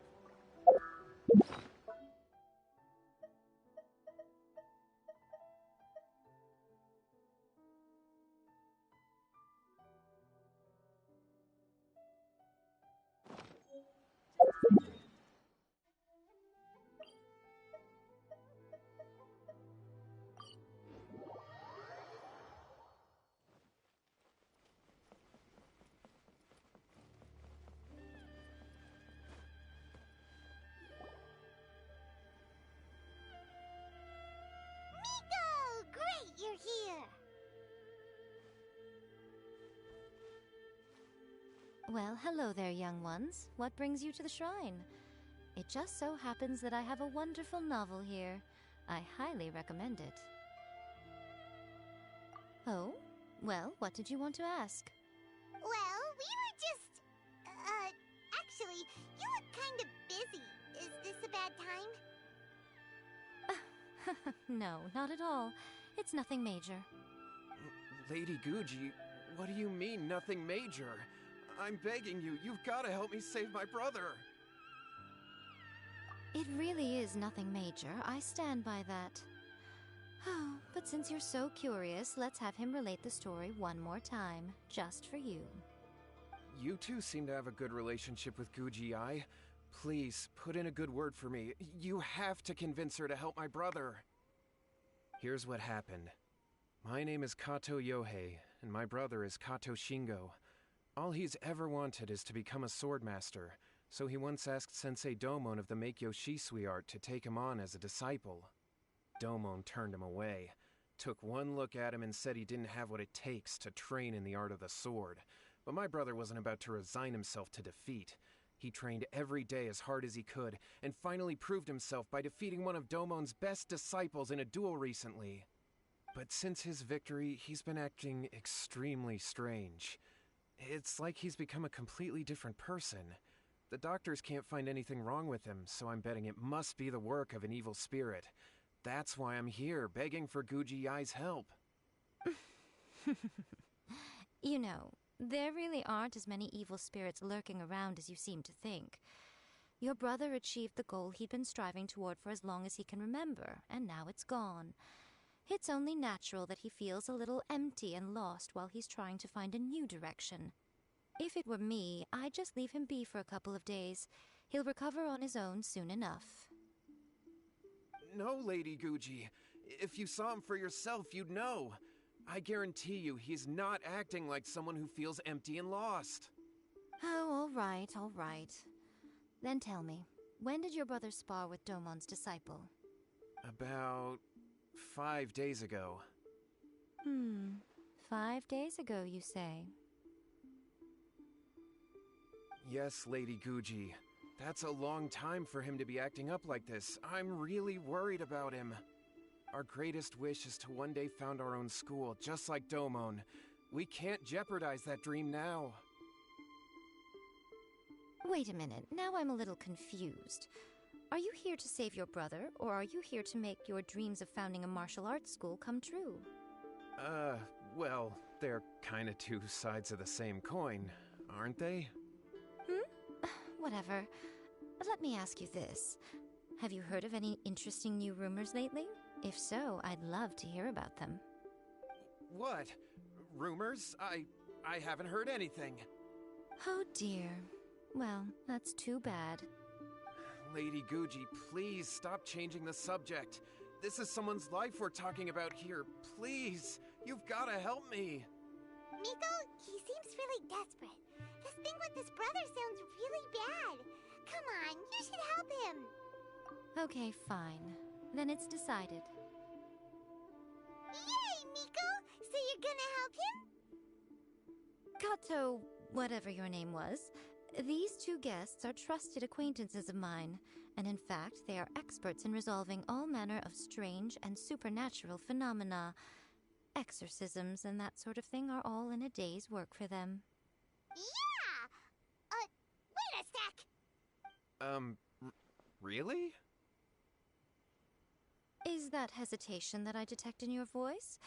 So let me get this straight. You come begging to me for help, I actually recommend someone for the job, then suddenly you start doubting me? Not at all, never. Whatever Lady Guji says, I trust wholeheartedly. Thank you two for your willingness to help. Please follow me. No, hold on a hot second, Miko. We may be a lot of things, but we ain't exorcists! Don't worry. If he wants an exorcism, just grab a handful of salt and mutter some mumbo-jumbo while you're sprinkling it around. It's a common trope in light novels, right? You just have to have a bit of bravado. As soon as the protagonist gains self-confidence, everything else just magically falls into place. Well, you were the ones who seemed concerned about his situation. Don't you think it would be a little unfair to make me do all the work? Besides, we both know you wouldn't be here at the Grand Narukami Shrine unless you had a request for me too. This is an opportunity to demonstrate that you come in good faith. This feels all wrong! But you technically have a point, so... All right, let's go. Don't worry now, I'll be coming along too. Okay, let's follow Yohei and go visit his brother. What is going on here? Granted, you can never be quite sure what's going on in Miko's mind, but she seems even more disinterested than usual in Yohei's situation. Well, a life's at stake here, so it looks like we'll have to deal with that first before we'll get the chance to ask her about the incantation stuff.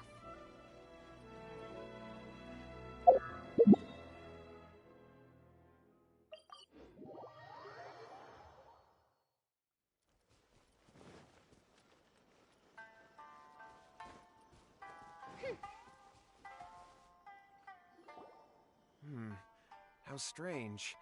My brother's been meditating here pretty much constantly over the past few days, but now he's gone. Meditating? Yeah, it's something that he suddenly started doing after defeating Domon's disciple. He just sits there alone, talking to himself. It's pretty disturbing, actually. But that's not important right now. Where the heck could he have gone in his current state? This does pose a bit of a problem. If we can't find your brother, well, we can't perform an exorcism with nothing to exorcise, can we?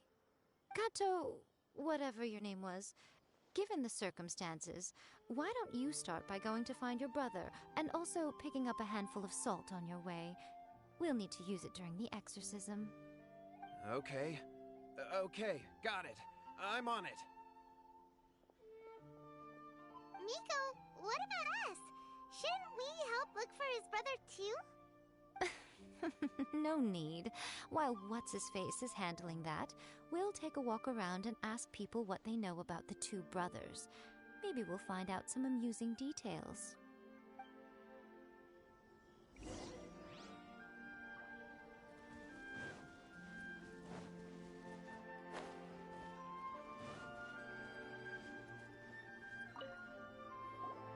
Hello, sir. We'd like to ask you about the Kato brothers. Oh, are you debt collectors? Yohei said to tell you not to worry. He'll be able to pay you back as soon as he has enrolled a few disciples. Huh? Debt collectors? No, we're not here for anything like that. But, it sounds like Shingo have gotten themselves into a bit of a pickle. Well, yes. I don't think there's any disputing that. Those two don't have an ounce of dedication between them. They just hop between ideas and won't stick to anything. Huh? But Yohei said his brother has always wanted to become a sword master, and even asked Domon to be his sensei.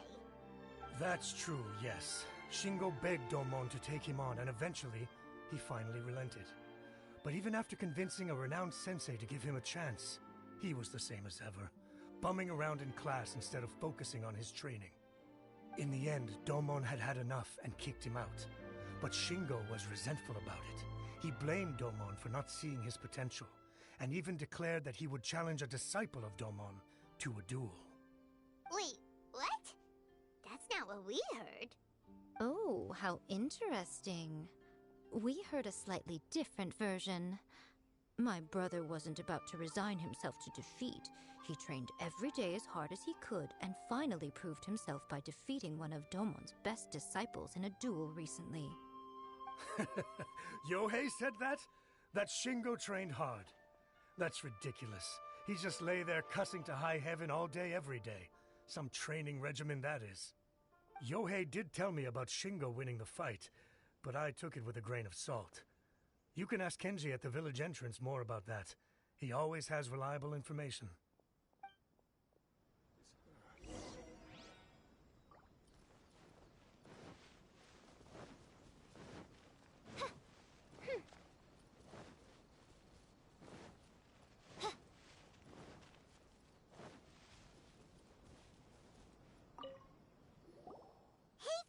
We've come to ask you about the Kato brothers. Oh, you mean Shingo and Yohei? Yeah, we heard that Shingo defeated an apprentice of Domon's recently. Is that true? Yes, it's true. Wait, so are you here because you heard they're starting their own school and you're looking to sign up? We're not here to sign up, but we would like to hear more details about the fight. Well, you've come to the right person. I actually went to watch it. I thought it was a joke when I first heard that Shingo was going to challenge a disciple of the Meikyo Shisui art. But when he drew his sword, he became a whole different person. The way he handled his blade, it was like flowing water, mesmerizing to watch. Domon's disciple is no pushover, but he was absolutely no match for Shingo. Is Shingo really that strong? Yep, he seemed pretty euphoric after winning the duel, too. He was celebrating very vocally, saying something like, "What a duel. I haven't felt this good in a long time." Any other details to share? We've heard that Shingo has been behaving rather out of character since then. I'd definitely say that he has more energy than he used to. In the past, he never used to do much except lie around sunbathing all day. But just yesterday, for example, I saw him cutting down trees for the village head. In the space of one afternoon, he did what most people couldn't finish in 3 days. Not only that, but he managed to fell a lavender melon tree with just one kick. Quite impressive. Things got weird after that, though. The village head brought out some tofu for him, and he just flipped out. He shouted, "What is that stuff? Keep that away from me!" and then ran off. Lady Guji, esteemed exorcists, finally I found you. I found my brother. He's at the waterfall, and I've got the salt you asked for, too. Come on, let's go! Oh, as much as I'd prefer to stay and hear some more delicious details, I suppose we'd better be going now that he has been found.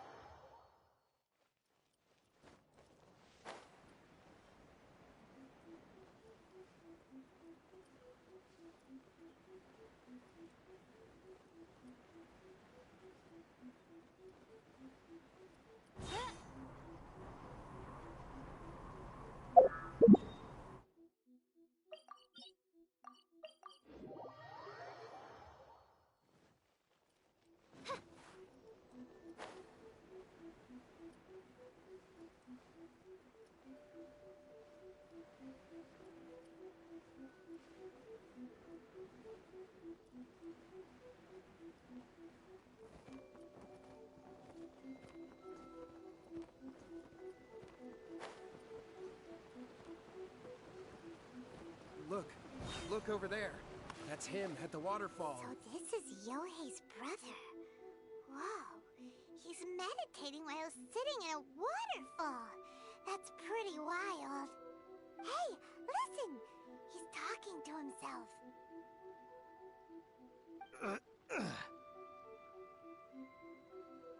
Woohoo! How's that? Can you feel it? Can you feel the feeling of manliness? Found your own school? Ha! So shallow. How can a manly man aspire to something so lame? Please, spare me. Spare me. I can't feel the manliness. I can't even feel the cold anymore. I can't take any more. I'm gonna die. Yohei. Yohei! Save me! Save me! Did you hear that? All the nonsense aside, he's going for help! Huh? Who goes there? He stood up! And now he's coming this way! No, don't come any closer! Help! What do we do? Miko, think of something! Oh, poor thing. Yohei, your brother's life is hanging in the balance, and he's using his final breaths to call on you for help. Whatever shall we do? Well, how should I know? The way it looks to me is that Shingo feels terribly resentful to you about something. Would you mind telling me what that's all about? I don't know what to tell you. I don't know. You don't know? But surely you should have more insight than anyone else into how your brother came to be this way? Yohei, I suggest you think very carefully before you open your mouth again. This is a life or death situation.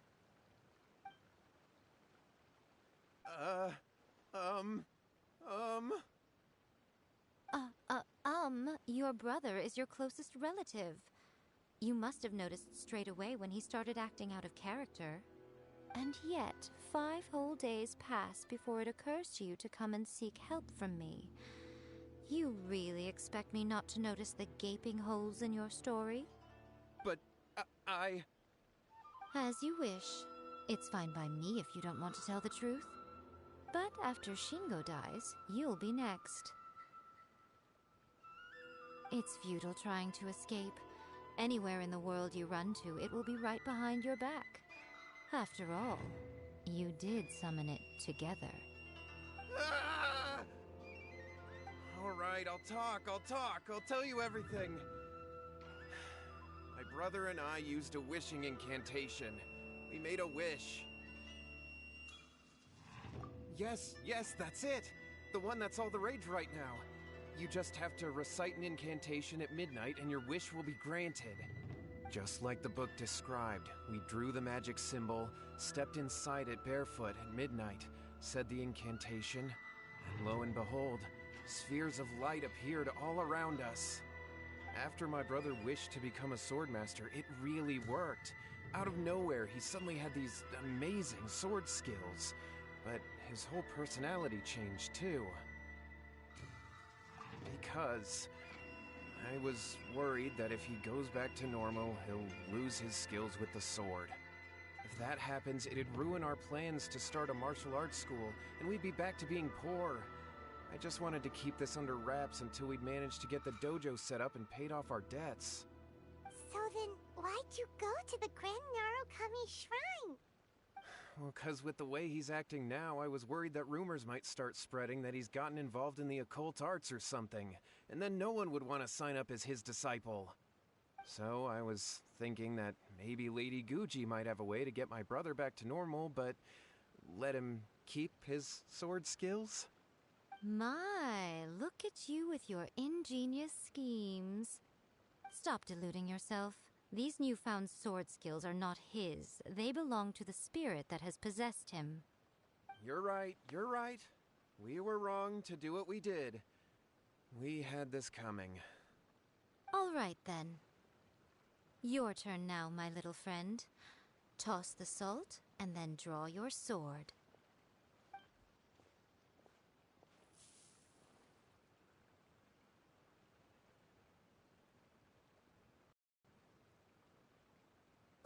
What is that?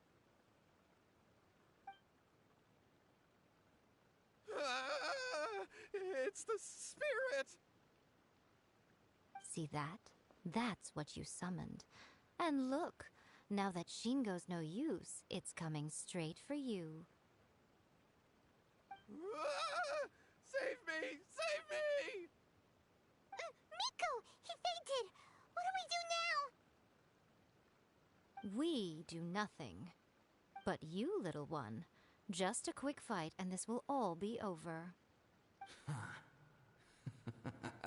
Who's this? Ah, a fellow swordmaster.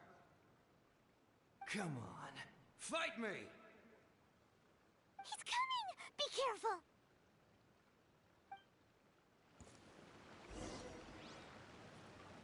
By royal decree! Crush! Huh? I must leave no stone unturned. Shudder! You win.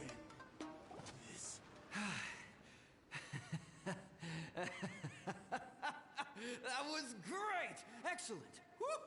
What a rush! I haven't felt this great in a long, long time. He disappeared! But he looked pretty content at the end there. Huh. Well, Paimon sure is confused. Do you know what that was all about?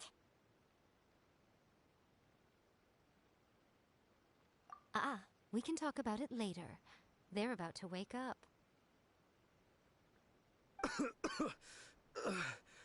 What am I doing here? Yohei? Yohei, is that you? Shingo, are you alright? Yohei, I had the weirdest dream. I dreamed that I wasn't a useless loser with a sword anymore. I even beat one of Domon's disciples. I thought we could finally open a dojo of our own now. But then I realized I couldn't control my own body. And there was this voice in my ear talking to me constantly. I was terrified and I wanted to take control of my body back, but I couldn't. And the voice kept talking about manliness. Shingo, we shouldn't have made that wish. We summoned a spirit and it possessed you. Yes, and had we not come to your rescue, your life would have been over before too much longer. Then the spirit would have haunted your brother until he died of fatigue too. Thank you, Lady Guji, and thank you for your assistance, exorcism experts. All right, take him to get some rest. He's very weak right now, having been possessed for quite a few days. He will experience a high fever, but it won't be fatal. Remember, this is the price you pay. At this point, I would normally lecture you on the dire consequences of using occult methods to obtain power that does not belong to you. But I think you get the picture now, don't you? Yes, we understand now. We won't do it ever again. Thank you, Lady Guji. Thank you, exorcists. We'll be on our way then. Come on, Shingo.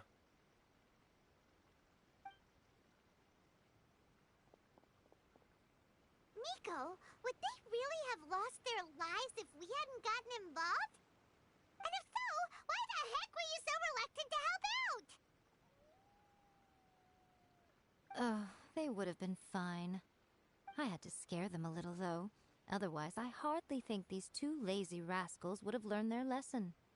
So, what was it that possessed Shingo? You saw it all for yourselves. I'm sure you can figure out what kind of spirit had possessed him, can't you?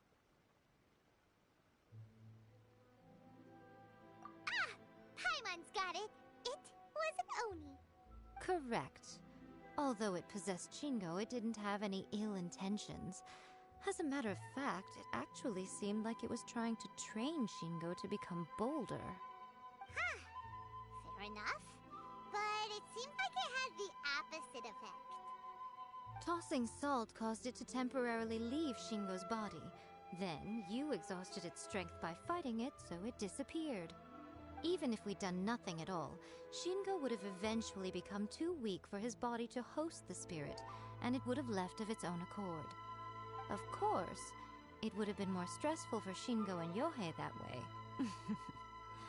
Still, the experience may ultimately have been more effective than me scaring them into submission with a little exaggeration. Whew. Well, the main thing is that nobody got hurt. All right, seems like we've wrapped up everything here. Come on, off we go.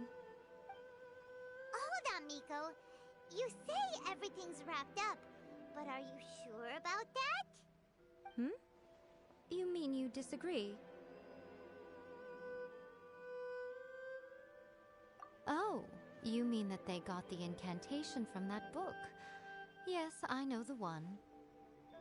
Actually, that book's the whole reason we came looking for you at the shrine today.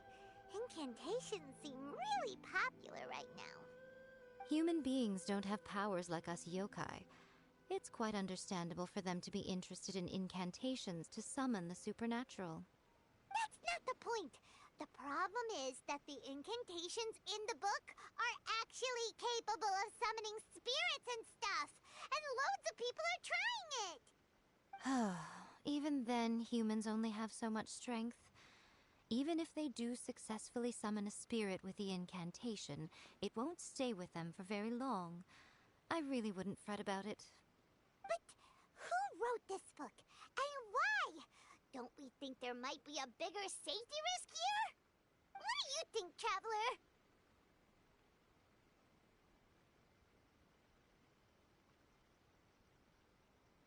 You're right. Big events in the light novel market should be at the center of her attention, surely. But she doesn't seem to care about this book at all. Lady Yai, I finally found you. Kuroda, what are you doing here? I'm here to report on Yai Publishing House's sales for the last month. All the numbers are here. Please, take a look. Let me see. What? We're losing market share? Yes. Overall bestseller, reader's favorite, and trending ranking. We're being beaten in all categories. One book is topping the charts. It's called A First-Hand Guide to Summoning Spirits. Both of you, back here now! Miko? What is it? You have a really scary look on your face right now. Things just got serious. A First-Hand Guide to Summoning Spirits is an all-round hit, summarily beating the novels of the Yai Publishing House by every analysis. Just what is that supposed to mean? I worked extremely hard to promote our latest featured work, and now a rival book comes out of nowhere and steals our thunder. If this isn't the very definition of intolerable, I don't know what is. I have to come up with a counterplan, and you are going to help me.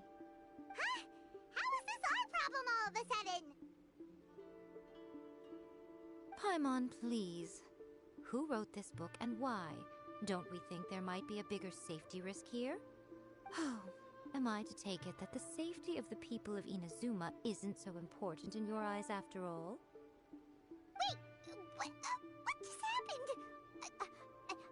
Again, you technically have a point, but this feels all wrong. Nothing's wrong, okay? Come on. We're going to war. I'm going to head back and make some preparations. Meet me outside the Yai Publishing House.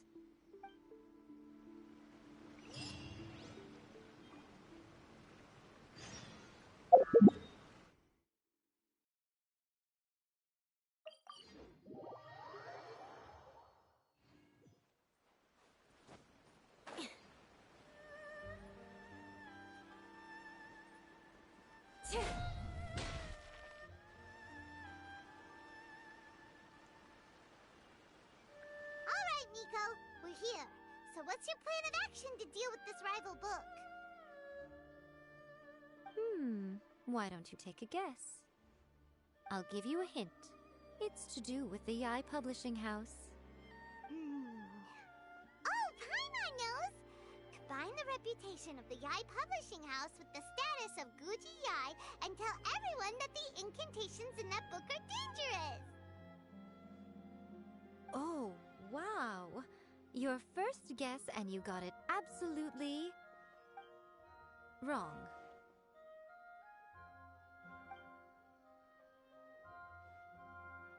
Yeah! Wait! Seriously? That wasn't it? A first-hand guide to summoning spirits is the hottest light novel right now. If we did as you suggested, we would effectively be advertising to everyone that the incantations are real. In bending over backwards trying to warn everyone about the dangers, all we would accomplish is to create more curious readers ready to try them out. Also, sales for the book would only increase further. Okay, yeah, that would be pretty catastrophic. Oh, how about we confiscate all the copies? Leaving aside the issue of the enormous manpower and resources such an operation would require, going to such lengths over a light novel would be extremely disruptive to the lives of Inazumans. But that means there's nothing we can do. Well, I've been thinking. I've read a first-hand guide to summoning spirits. It has many other good qualities besides the incantations alone. The book contains many ancient kaiden, or tales of the supernatural, and is written in a very engaging way. That is why the book has become so popular. I think we're going to have a difficult time trying to rein in its popularity while it's the only work in its league on the market. That's right. How do you get rid of the next big thing? You replace it with the next big thing. So what we're going to do is create Inazuma's newest hit novel. Smash our rivals' sales numbers and win our readers back. That is how Yae Miko wages war. Incidentally, this will also be the best way to combat the influence of a first-hand guide to summoning spirits. Wait, Miko, so you want us to write a novel? Well, becoming an accomplished novelist certainly isn't an overnight process. But let's not forget that I am the chief editor of the Yae Publishing House. I have my ways. I did say this is what we're going to do. I trust that the word teamwork is in your vocabulary. Anyway, there is a writer submission event going on at the moment. Start by talking to readers and finding out what they're into. When you have an idea of what the current trends are, come back and see me. I'll be at Uyu Restaurant. Find me there when you're done. I will assemble a team, and we can work while we eat.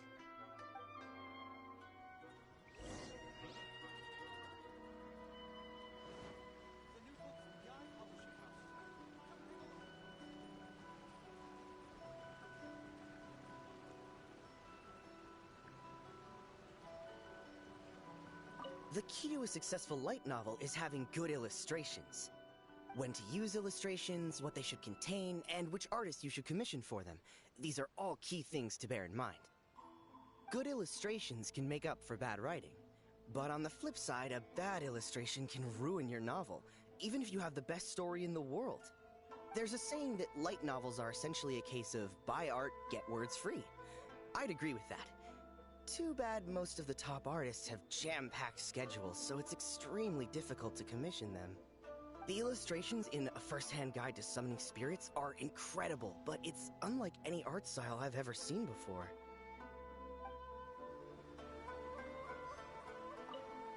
I've been reading light novels for a long time now. I'm mainly into big, ambitious fantasy works with an original core concept and good storytelling. These days, though, everyone seems to be imitating each other.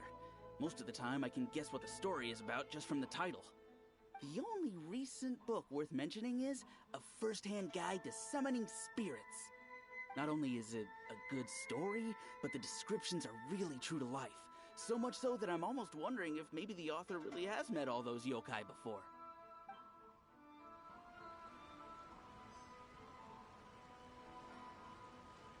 The Yai Publishing House has held many writer submission events to date.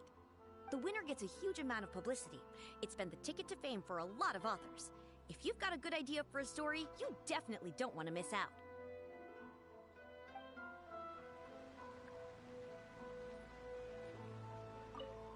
I'll be honest, I read light novels for the cheap thrills. In most traditional stories, the protagonist usually has this long and drawn-out character arc, usually involving a process of separation, loss, and ultimately growth and renewed strength. It reads well and everything, it's just a little slow-paced for me. By contrast, there's this popular light novel at the moment called A First-Hand Guide to Summoning Spirits, where the protagonist is super strong right from the get-go. That's what I mean by cheap thrills. Action-packed right from page 1. The protagonist is a kitsune who has not only mastered the secret art of incantations, but also tea ceremony, painting, and calligraphy. There's much more to light novels than Paimon realized. Let's go tell our findings to Yai Miko.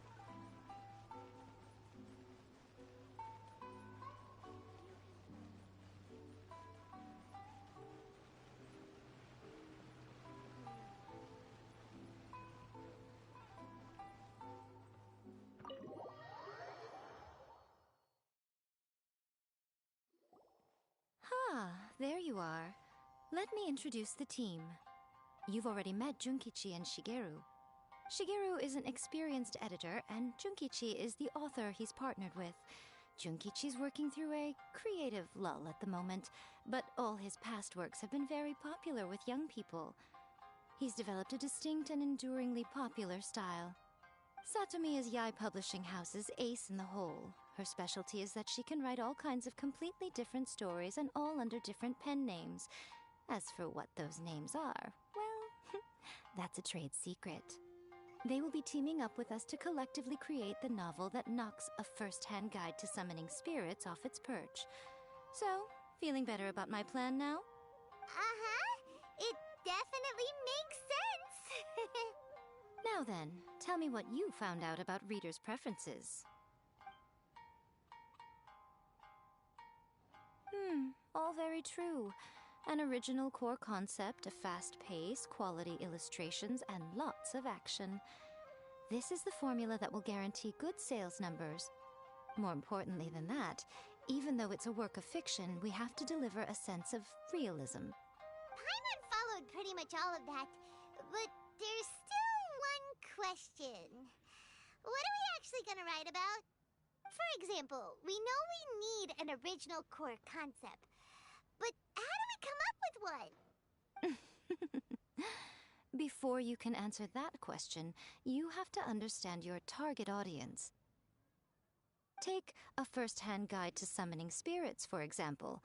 When I read it, all I find is common knowledge to the kitsune, but to the general public, it's bursting with new and interesting ideas. It all comes down to the size of the information gap between author and reader. As a traveler, there must be a great many things you know that are complete unknowns to the people of Inazuma. What is commonplace to you may be fresh and original to them. Oh, right! So maybe we can take inspiration from our time in Mondstadt and Lille. But that would make it a completely different genre than A First-Hand Guide to Summoning Spirits. Is that gonna be a problem? Not at all. You don't have to worry so much about how to compete with that book. All you have to do is provide some interesting ideas based on your travel experiences. As long as the core content is interesting, my expert team here will be able to flesh out the details. Alright, let's start with Chapter 1 then. What are you thinking?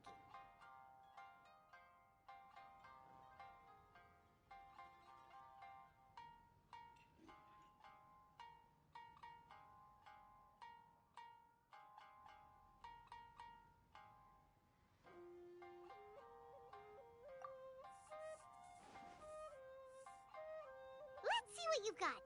After enrolling in the Mondstadt Academy, I found out that the young man sitting next to me in class was a total slacker.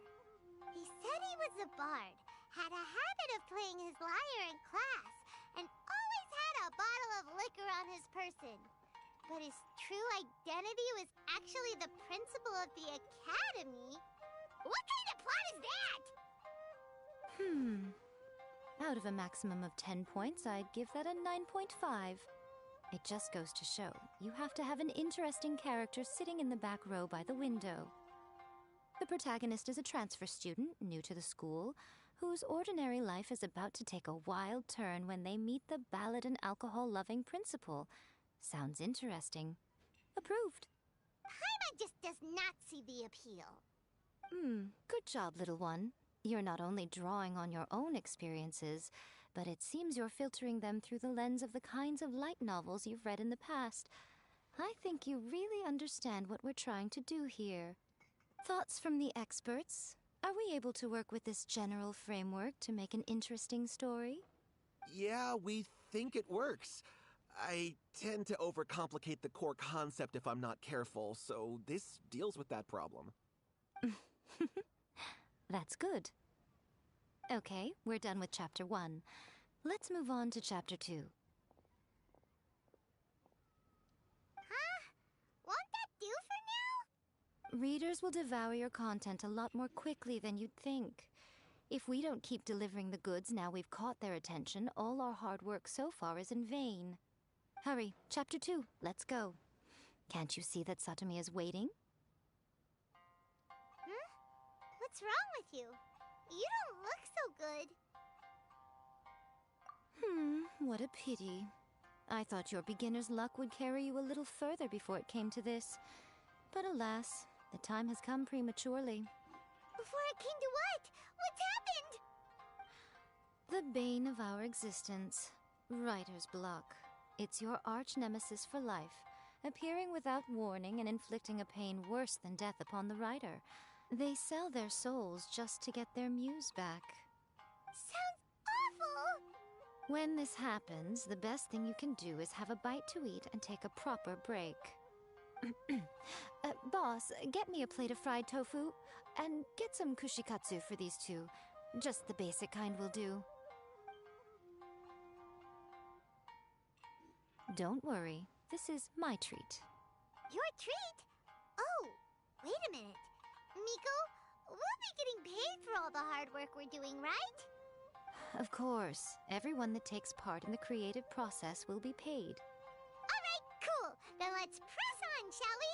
Don't give up now, for the sake of our patron, get your brain going! Ooh! Does this mean your inspirations come back?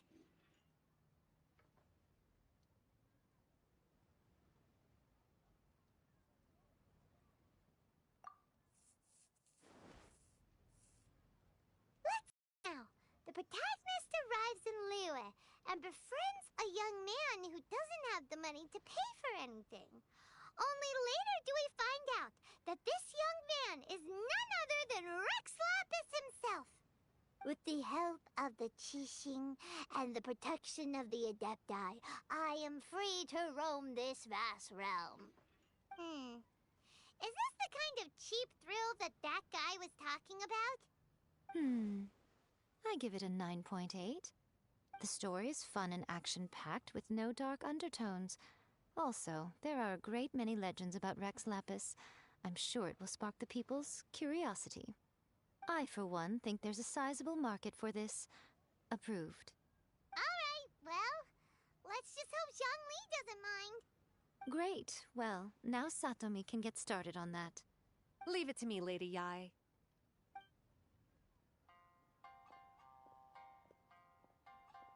Let's write about Inazuma in the 3rd chapter, shall we? I can help with this one. We can use the Vision Hunt Decree or your experience in the Resistance. Any ideas?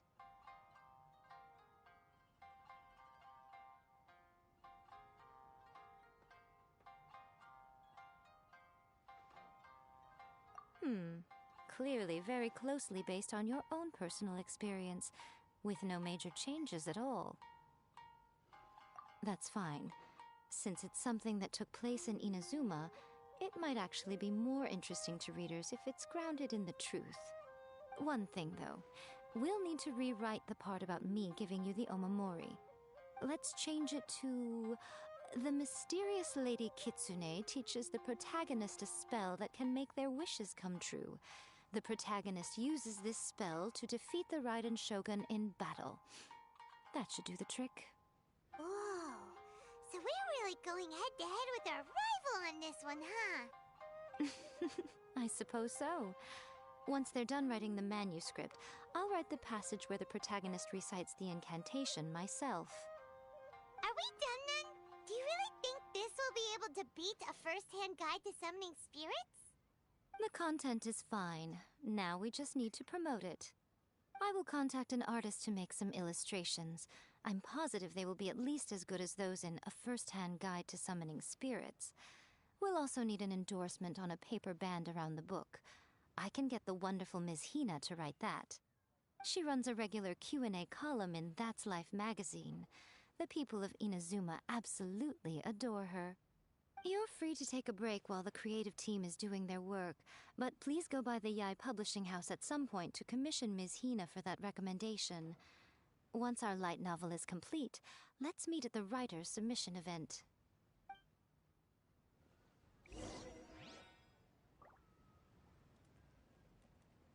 Welcome to Uyu Restaurant. Please talk to me if you want to order.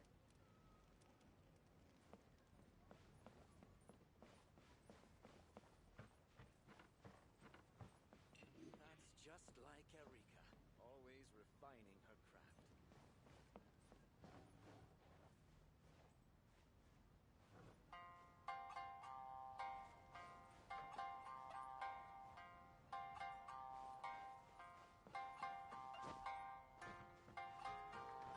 Welcome to Uyu.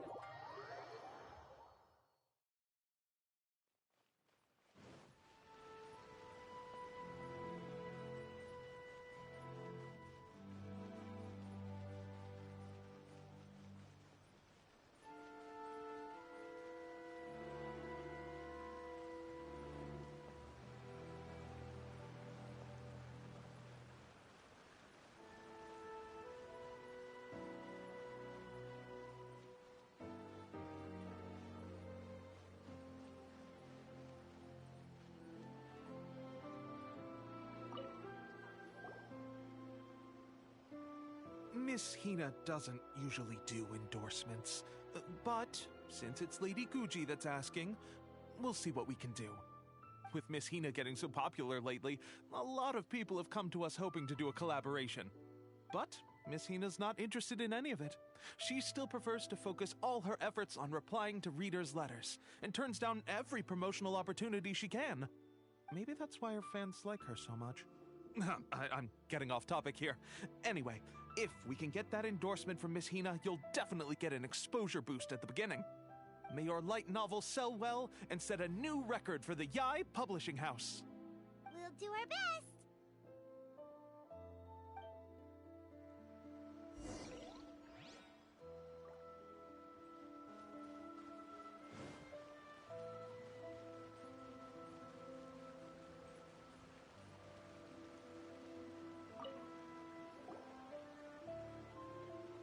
Are you sure you'd like to submit this entry? Let me see. The Miraculous Adventures of the Traveler by Thousand Hands. What a strange pen name. Definitely your doing. Having been around you so much recently, Paimon's slowly starting to understand your unique tastes. What do you mean, strange? It took a lot of work by a lot of different people to get this thing finished. Don't you think it's a very descriptive pen name? We'll get this printed as a matter of priority and conduct trial sales in pilot locations throughout Inazuma. I'll announce the sales numbers in 3 days. Uh-oh. Paimon's getting a little nervous now. Do you really think this is gonna work? That's right. Be confident in your work. That's exactly how a light novelist should be. Okay, then I'll sign you up. Please come back in 3 days for the results. Thank you all for your submission. I wish you the very best of luck.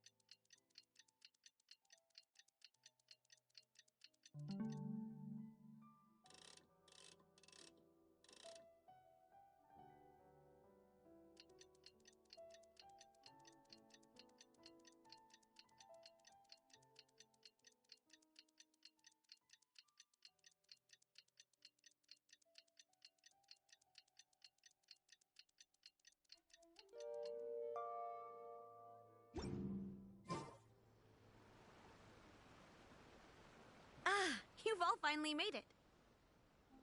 Good news, everyone. I just received word that your light novel is flying off the shelves. Multiple sales locations are asking when we'll be printing more copies. Woohoo! That's great! This level of success is an amazing accomplishment for a new work.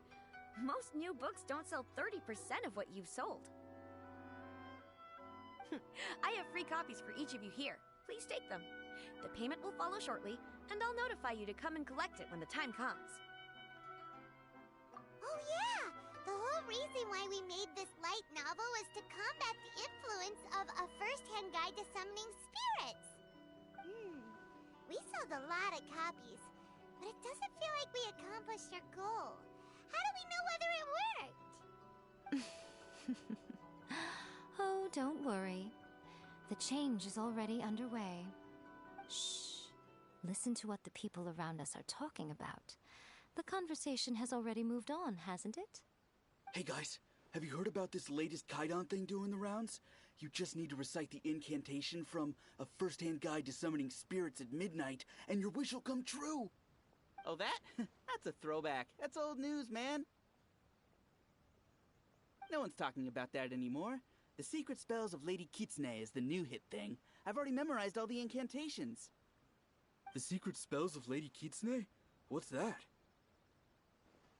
You haven't read it yet?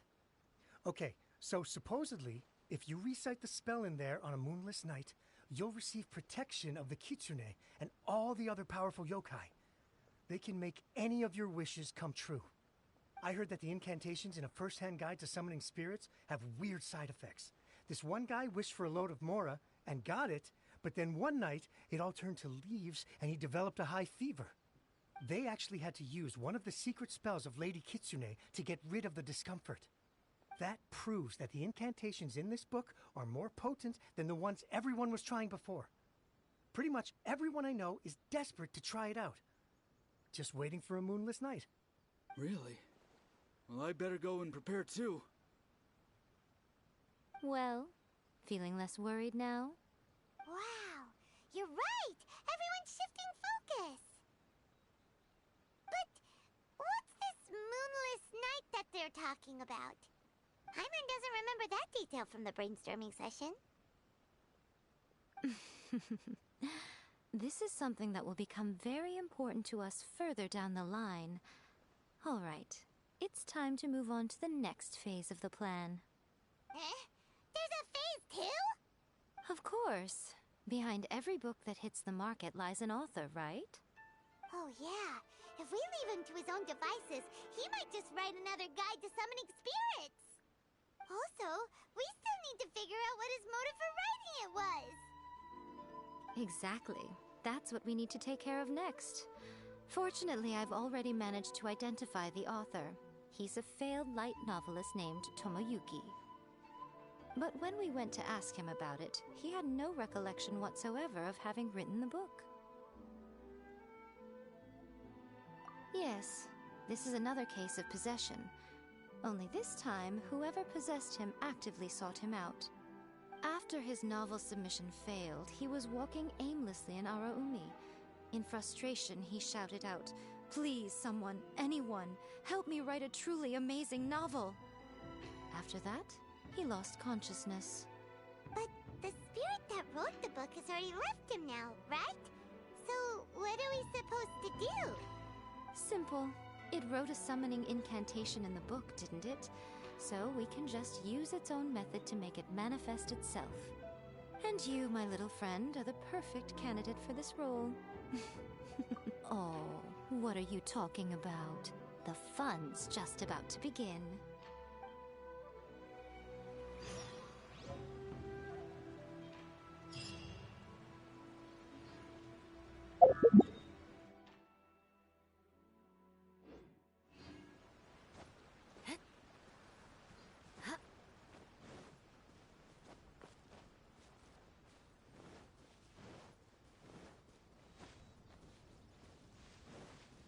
More speed.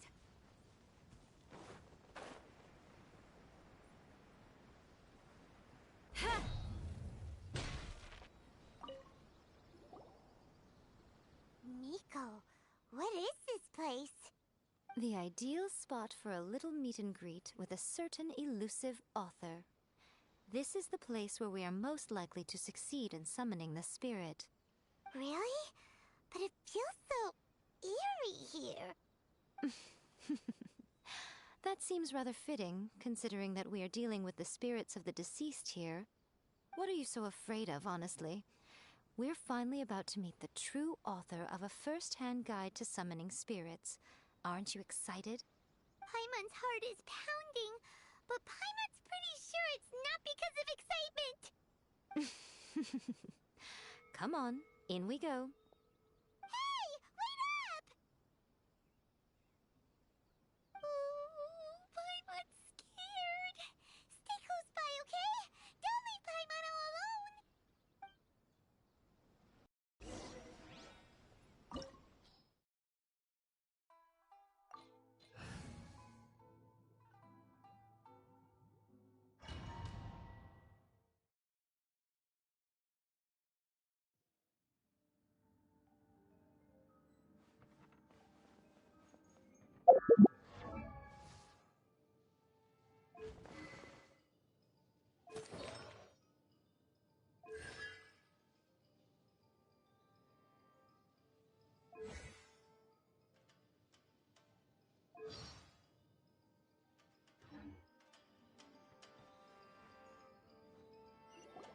What a weird painting. Miko, do you know what it's supposed to show? Probably a scene from ancient Inazuma. It's a good piece of artwork and all, but it's also kinda eerie. So it's a bit scary. Looks like the artist signed their name. Rakusai? It's not very clear. Let's go inside and take a look.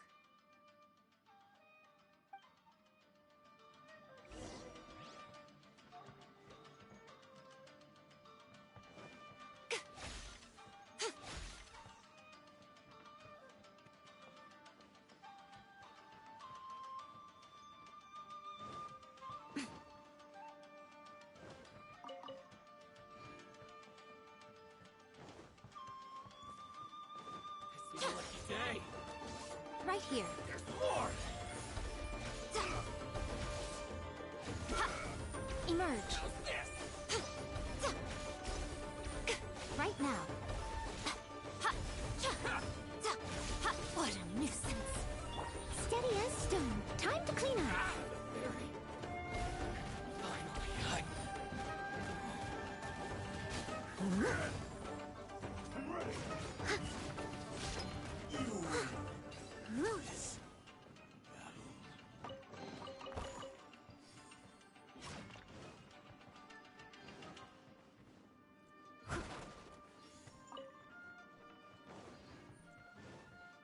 Wow, this place is huge!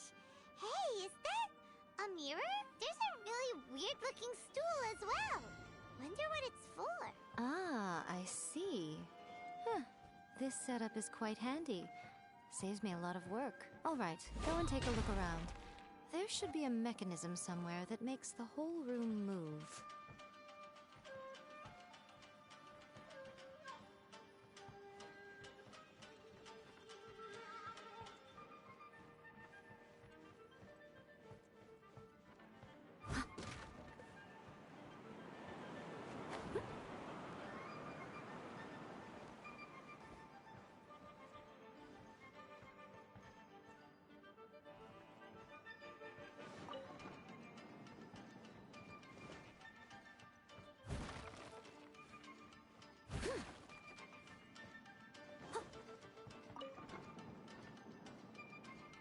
I'll catch up. I must leave no stone unturned. Oz revealed. Crush! Vengeance will be mine!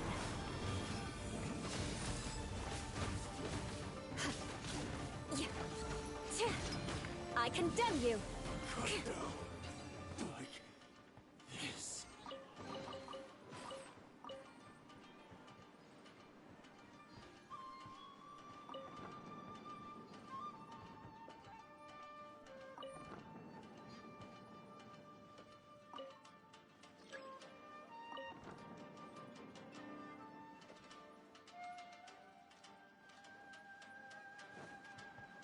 beg for mercy. Wings of darkness, come! Time for retribution!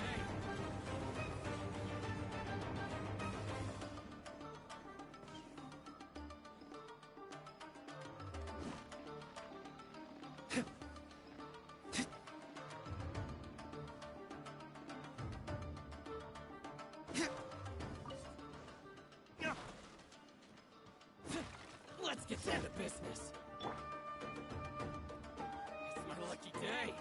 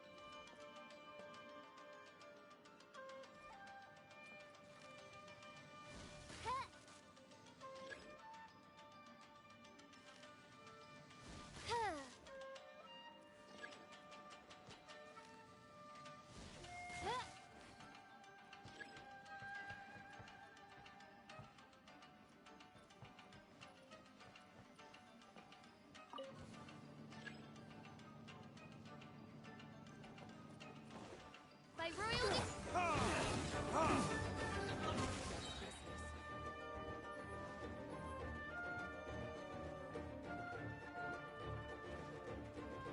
There's more!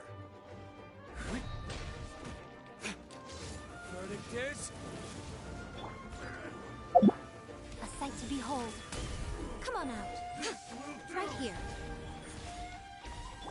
Oz, reveal thyself! Shudder! Freeze to the core! Eye for an eye!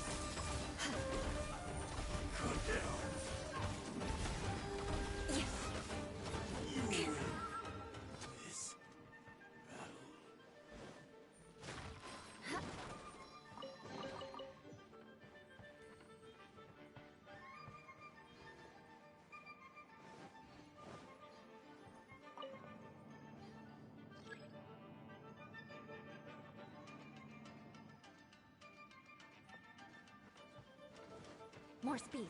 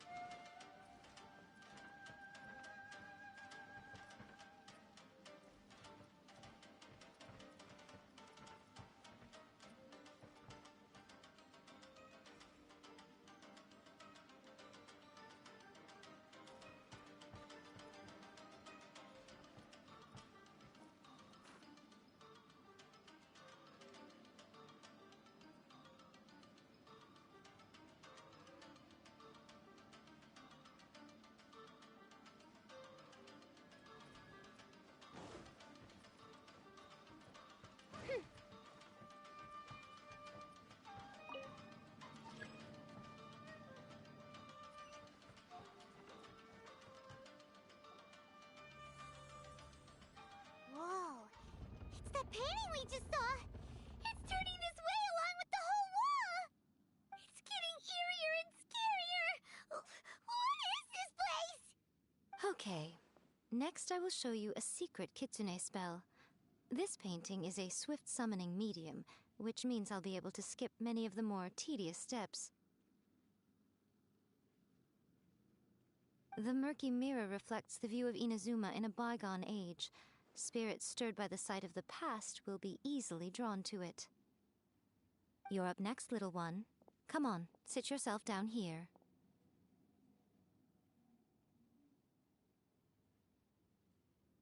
Yes. The whole point of a summoning ritual is for a dead person's spirit to possess a living person's body. You saw what happened to that Oni samurai spirit. After leaving the host's body, he was only able to maintain his form for a very short time before disappearing. Are we positive that summoning a spirit to possess the traveler isn't gonna have any lasting negative consequences? Oh, you really care about the little one quite a lot, don't you? I'm a little jealous. I wish my friends were caring like that. Anyway, are you scared, little friend? Don't you worry now, it'll be over soon. Just think of it like having a dream. Sit on the chair, stare at the painting, and relax your body and mind. Try and be natural. There's really no need to be nervous.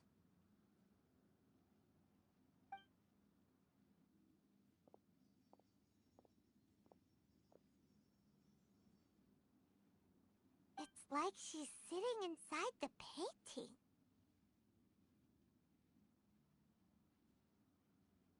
Huh? Is Paimon seeing things? Did the painting just move? Recite the incantation in your heart, little one. Also, you'll need to have some intense thoughts going through your head. A wish, for example. Now, what kind of wish do we think it would take to summon forth the author of A First-Hand Guide to Summoning Spirits? Anyone? Probably something to do with writing? Very good. The wish needs to be heartfelt, though, so let me help add a little realism to the equation. The book is selling exceptionally well, Traveler, but we're going to need an outline for Chapter 4 as soon as humanly possible. When is the earliest that you can turn it in by?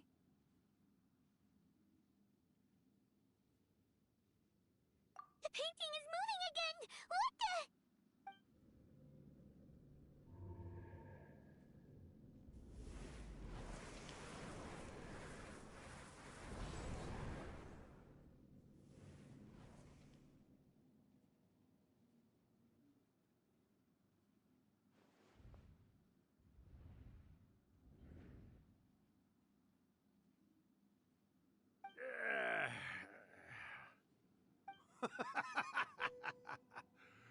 I never thought the day would come when I'd be summoned using my own ritual. Getting a taste of my own medicine. What have we here? Another budding writer? What's come over you all? Why is everyone wishing for help with their writing? Are novels so popular in this day and age? We got you! So you were the one who wrote A First-Hand Guide to Summoning Spirits! What are you trying to do, Why'd you put that summoning incantation in the book, huh? What's your game here? Huh? What's this? Oh, I see. No wonder this felt so familiar. I've walked right into your trap, haven't I? You ask me what my game is here? Well, of course. It was to use this incantation as a means for all the souls of the departed yokai to make their glorious return to the world and plunge all of Inazuma into a brutal, bloody war! What? Paimon knew it! You had an evil plan all along! Oh, did you now? Then how naive of you to let me possess this body so easily. I sense, yes, great power within her. Good! With this power, no one shall be able to stand in my way!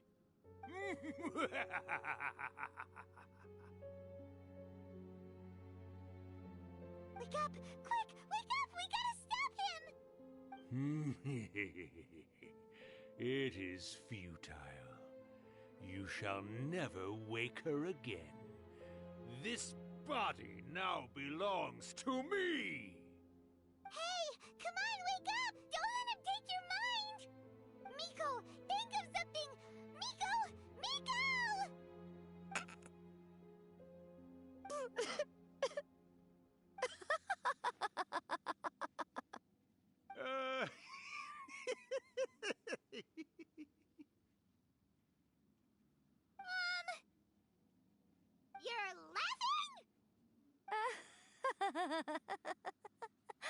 Oh, Rakusai, you haven't changed a bit. You caught on so quickly. Too perfect. Well, you made the face enough times that I couldn't exactly miss the hint. This is what you were going for, yes? Never one to stand on the sidelines of a good spectacle, are you? Always got to dive in and fan the flames, huh? You mischievous little kitsune, you. Look what you've done to this little flying one here. Aw, poor thing scared witless. You were having plenty of fun playing the bad guy a moment ago. Now you're trying to blame it all on me? Rakusai? Miko, you guys know each other? Yes, we do. Of course we do. Allow me to formally introduce the author of A First-Hand Guide to Summoning Spirits, Urakusai. No, wait. To be more accurate, it's Urakusai's memory. Memory? But isn't he a spirit? Ah, spirits, memories. They're just different words to describe the same thing. Something that comes from the ley lines. Do you remember that recent incident when the Rift Hounds were gnawing at the sacred Sakura's roots? You witnessed human memories leaking from the ley lines, didn't you? Well, since there are human memories, of course there are going to be yokai memories too. In life, yokai possess supernatural powers, and even when they are a shadow of their former selves from a bygone era, they still have the ability to control whether they are visible or not. Typically, yokai memories survive longer in the world than those of humans. Indeed, indeed. I was wandering around the sacred Sakura's roots when I suddenly heard someone yelling, "Please, someone, anyone, help me write a truly amazing novel." It piqued my curiosity, so I popped inside his body and wrote a novel for him. So that's how it happened. But why did you include a summoning incantation in the novel? Oh, little one.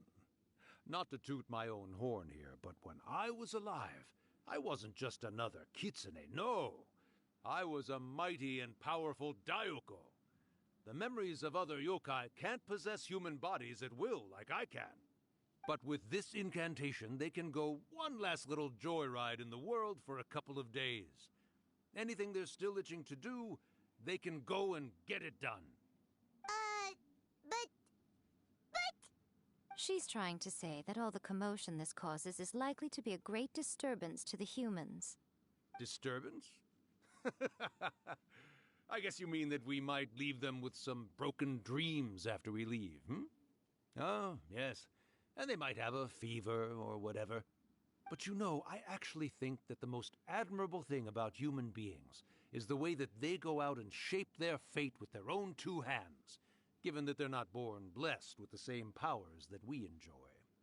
As for those who would rather draw on external power than seek to improve themselves, it's quite right that they learn their lesson eventually. So when you think about it, we're actually doing the humans a big favor. Miko, you agree, don't you? Yes, that's what I thought too. All right then. You finally convinced Paimon. You guys were right. What are you scared of, little one? Don't be deceived by her day-to-day antics. Miko is actually one of the most powerful yokai out there.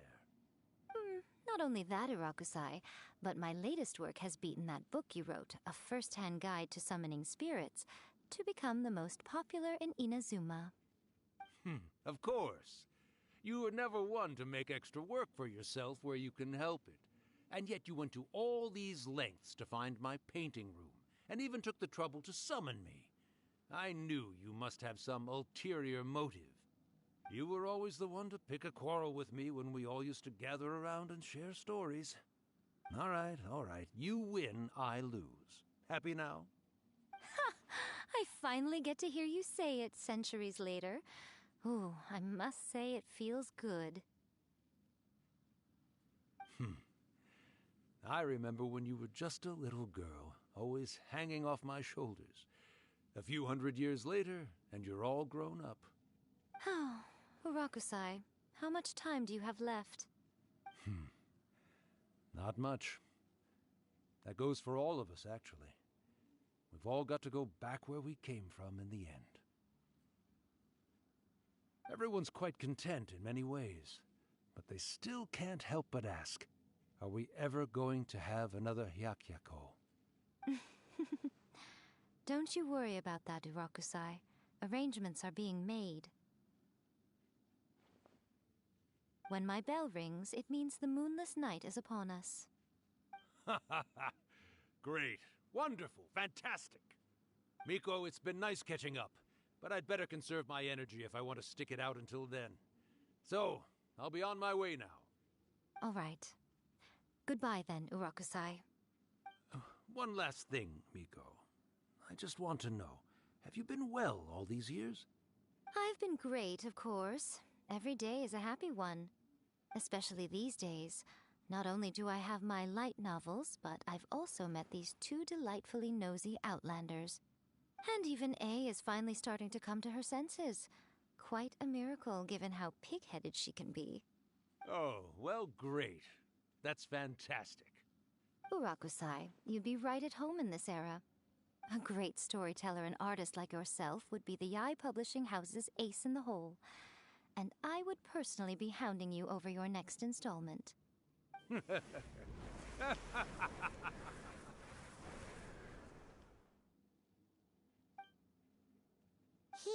disappeared!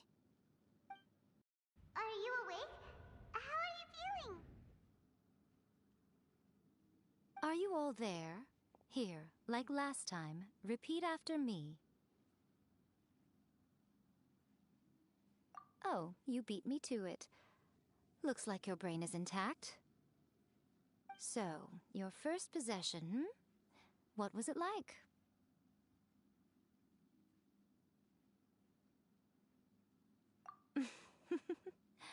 Good. Saves me from having to explain everything again. Hearing Urakusai admit defeat has put me in the most wonderful mood. In return, it's only fair that we make sure to deliver on what they're all hoping for. Yes, though they only represent a tiny proportion of the memories in the ley lines, it will still be quite a sight to behold when the time comes. Since you've come this far, why don't you do one last thing for me, I'll need your help with the ritual. You cannot be serious, Miko! After all that, you still have more errands for us? Huh! You guys teamed up to scare Paimon just now. If you think Paimon's gonna do anything you ask for, think again! Aw, come on. I'm really only asking you to finish what you started. Besides, your paychecks are still in my hands. Paimon's paycheck? Well, there's no way out now. We're in too deep.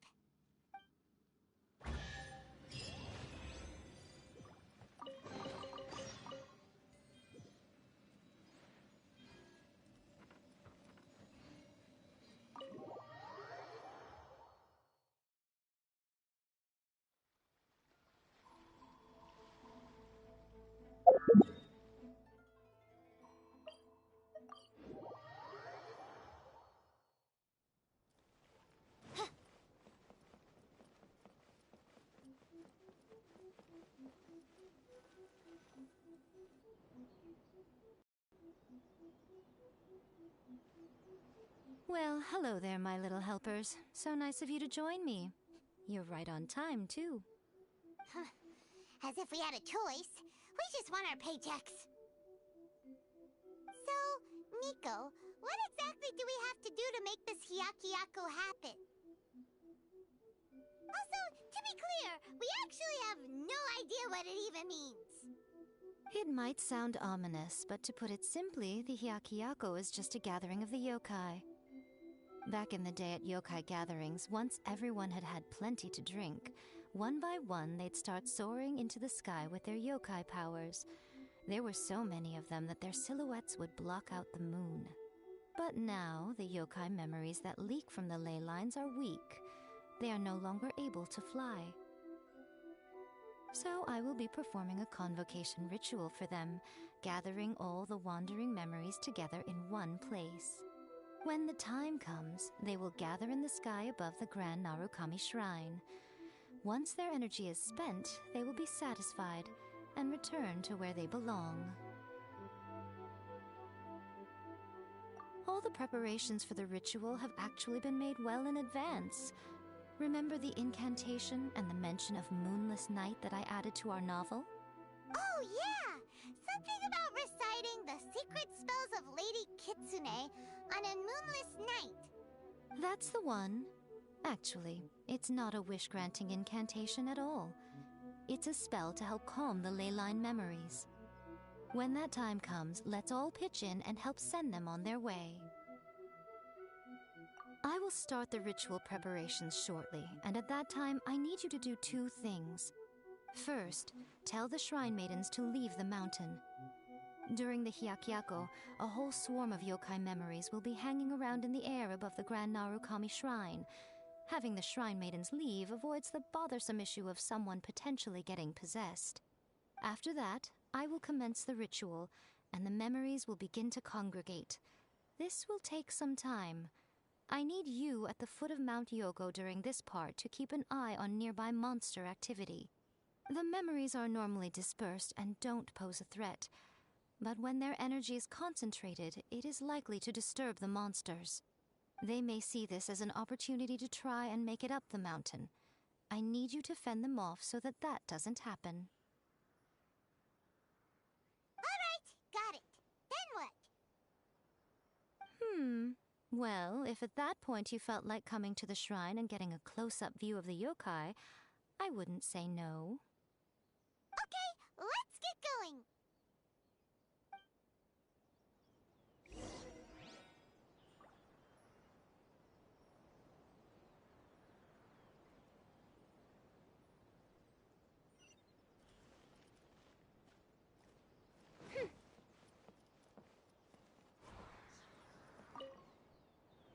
Descend the mountain?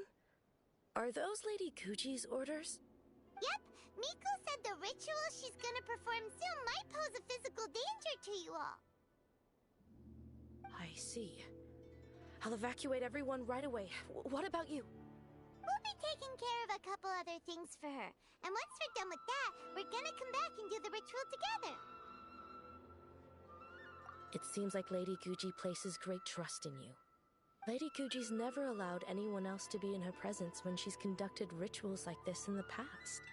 Thank you for helping with the ritual, and good luck. Don't worry, we're much stronger than we look. Miko's about to start the ritual. Come on, let's go deal with the monsters down the mountain.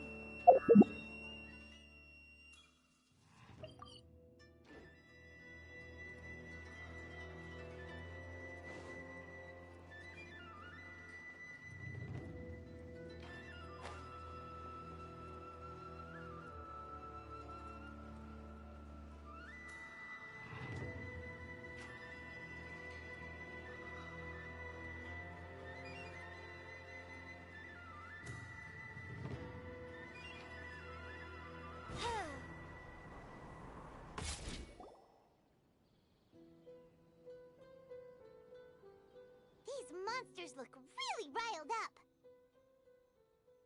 Yep, let's get rid of them as fast as we can. Then we can get back in time to see the yokai.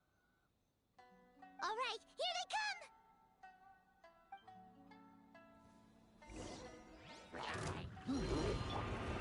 Steady as stone. By royal decree. Beg for mercy.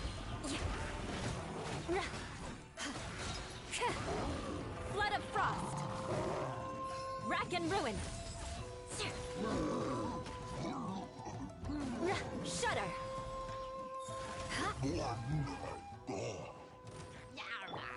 As you wish, main Fräulein.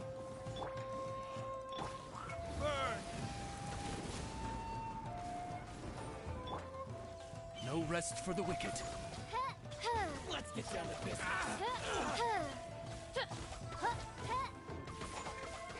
Crush. More speed. To the fury. Beg for mercy. Eye for an eye.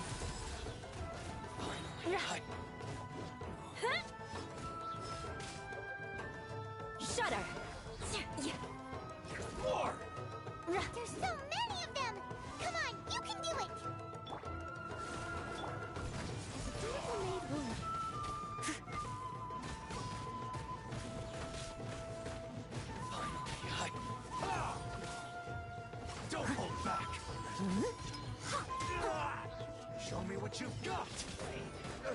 Allow me to strike first to the very... Alright, that's the last of the monsters. How far along do you think the ritual is? Let's head back to the Grand Narukami Shrine and take a look.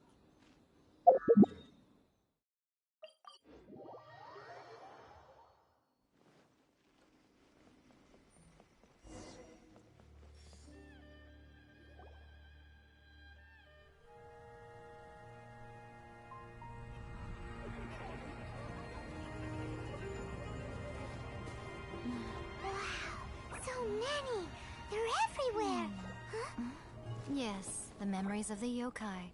They haven't been able to relax and soar through the air like this for a long time.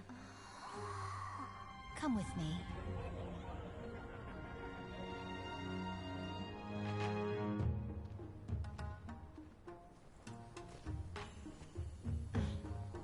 You all right, little one? You look a little nervous. It's just, Hyman's never seen anything like this before. Whoa, they've really blocked out the moon!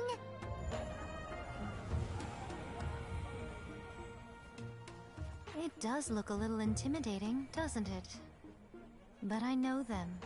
They may be loud and brash at times, but they are good and brave souls. Even after losing their lives in a brutal war, they have never given in to grief or despair. Alas, their time is short.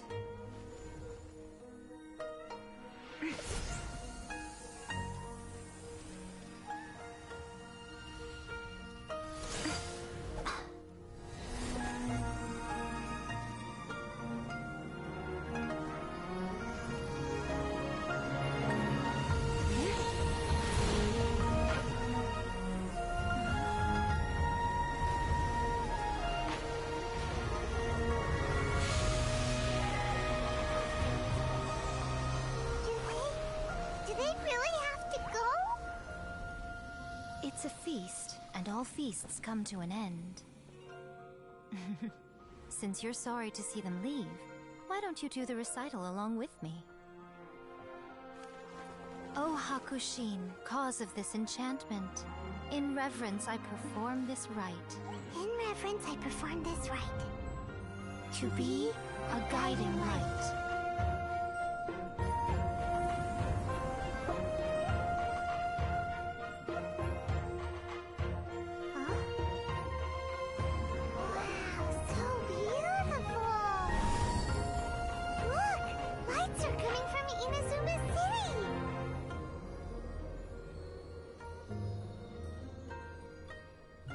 The book says, recite the secret spells of Lady Kitsune tonight, and our wishes will come true.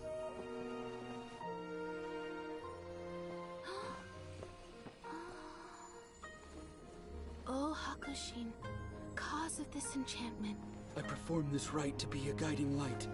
Your unrivaled power will be honored eternally.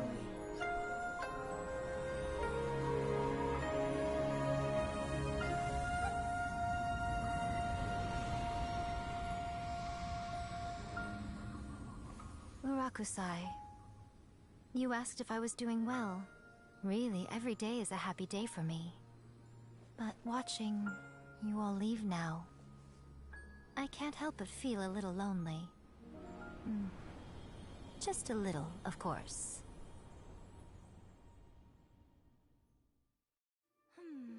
Just as I thought, the ritual went very smoothly.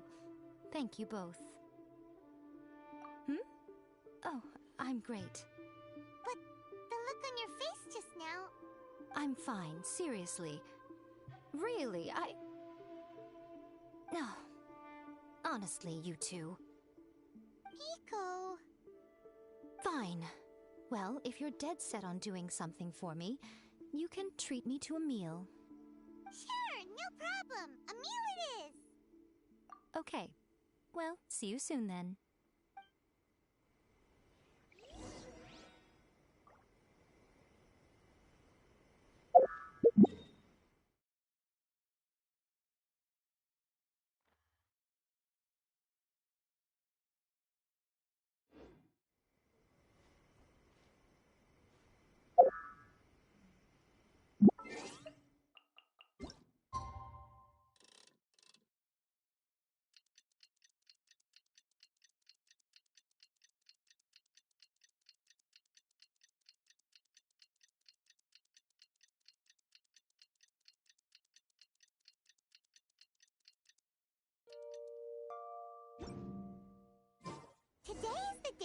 decided to treat Miko to a meal.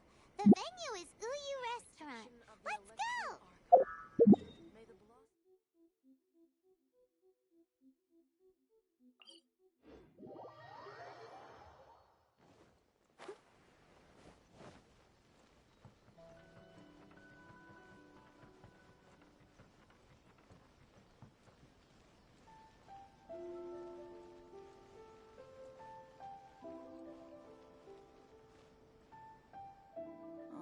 Wait is unbearable. How is the next chapter of the miraculous adventures of the Traveler not released yet? It was quite a surprise when the moonless night finally came. Yeah, that huge black cloud over Mount Yogo that night. It just seemed to form out of nowhere. But then nothing happened after I made a wish using the method in that book. Yeah. I guess light novels are just fiction after all, huh? That night was definitely the nail in the coffin for the incantations from novels fad. Still, something tells me the miraculous adventures of the Traveler will remain an interesting series for a long time to come. Huh? Paimon can't see Miko anywhere. Guess she's not out here. Maybe she went inside already. Let's head in and look for her.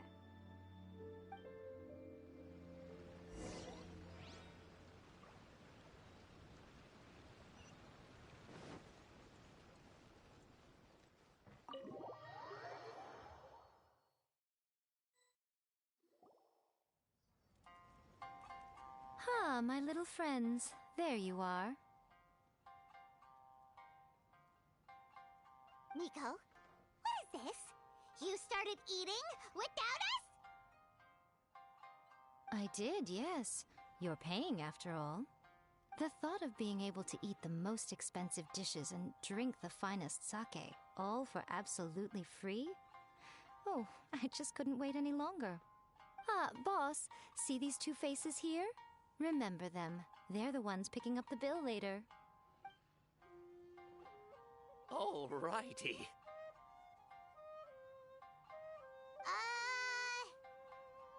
What's gotten into you? Come on, sit yourselves down. You have to try this fish. It's found exclusively in the waters around Seirai Island. They shipped it to Inazuma overnight, and it was still alive right up until I ordered it. Or maybe you'd rather try this? I know. I normally can't bring myself to drink sake this expensive either. If you don't drink alcohol, that's fine too. There are all kinds of fruit juices covering the whole price spectrum. Miko, you are outrageous! Last time we were here working on the novel, all you ordered for us was the plainest kushikatsu! Strange. I remember no such thing. Oh, so what? You did offer to treat me to a meal, didn't you? Anyway, I am something of a VIP, you know. Wouldn't you find it embarrassing to treat me anything short of lavishly? Miko, this meal is going to be super expensive! Aren't you afraid we won't be able to afford it? Oh, don't you worry about that. You can most definitely afford it. They're still printing your light novel by the batch, you know. You have quite the generous payment due. What? Darn it! She tricked us into this! Miko was after our Mora from the very beginning!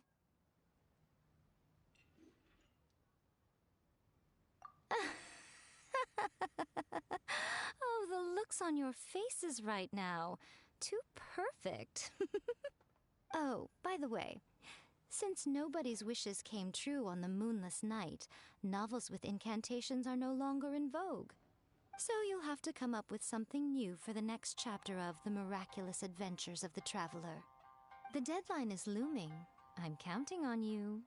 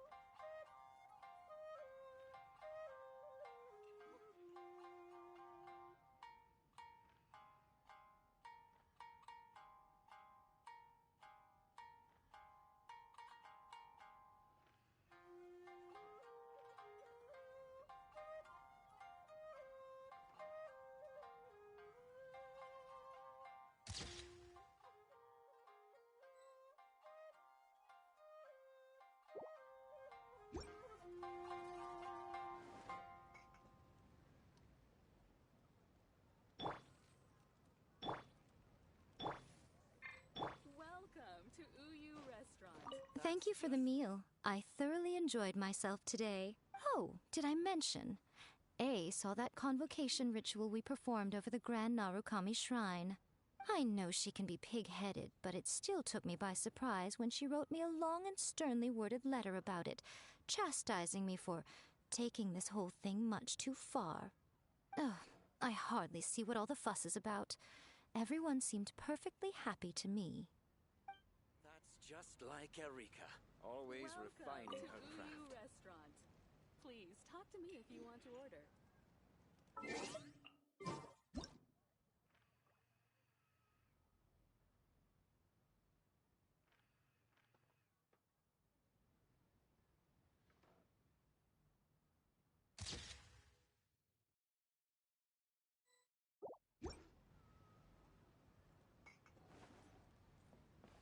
Welcome to Uyu Restaurant. Please.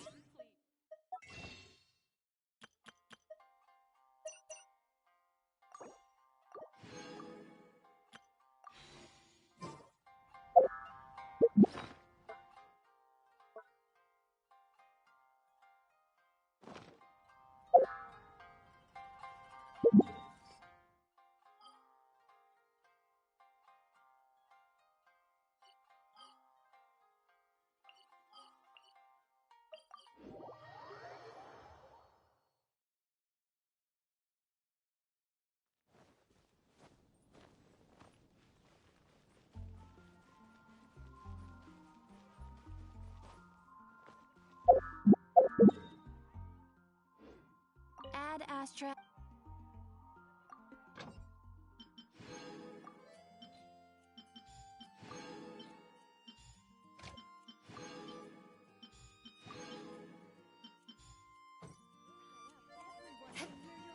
More speed.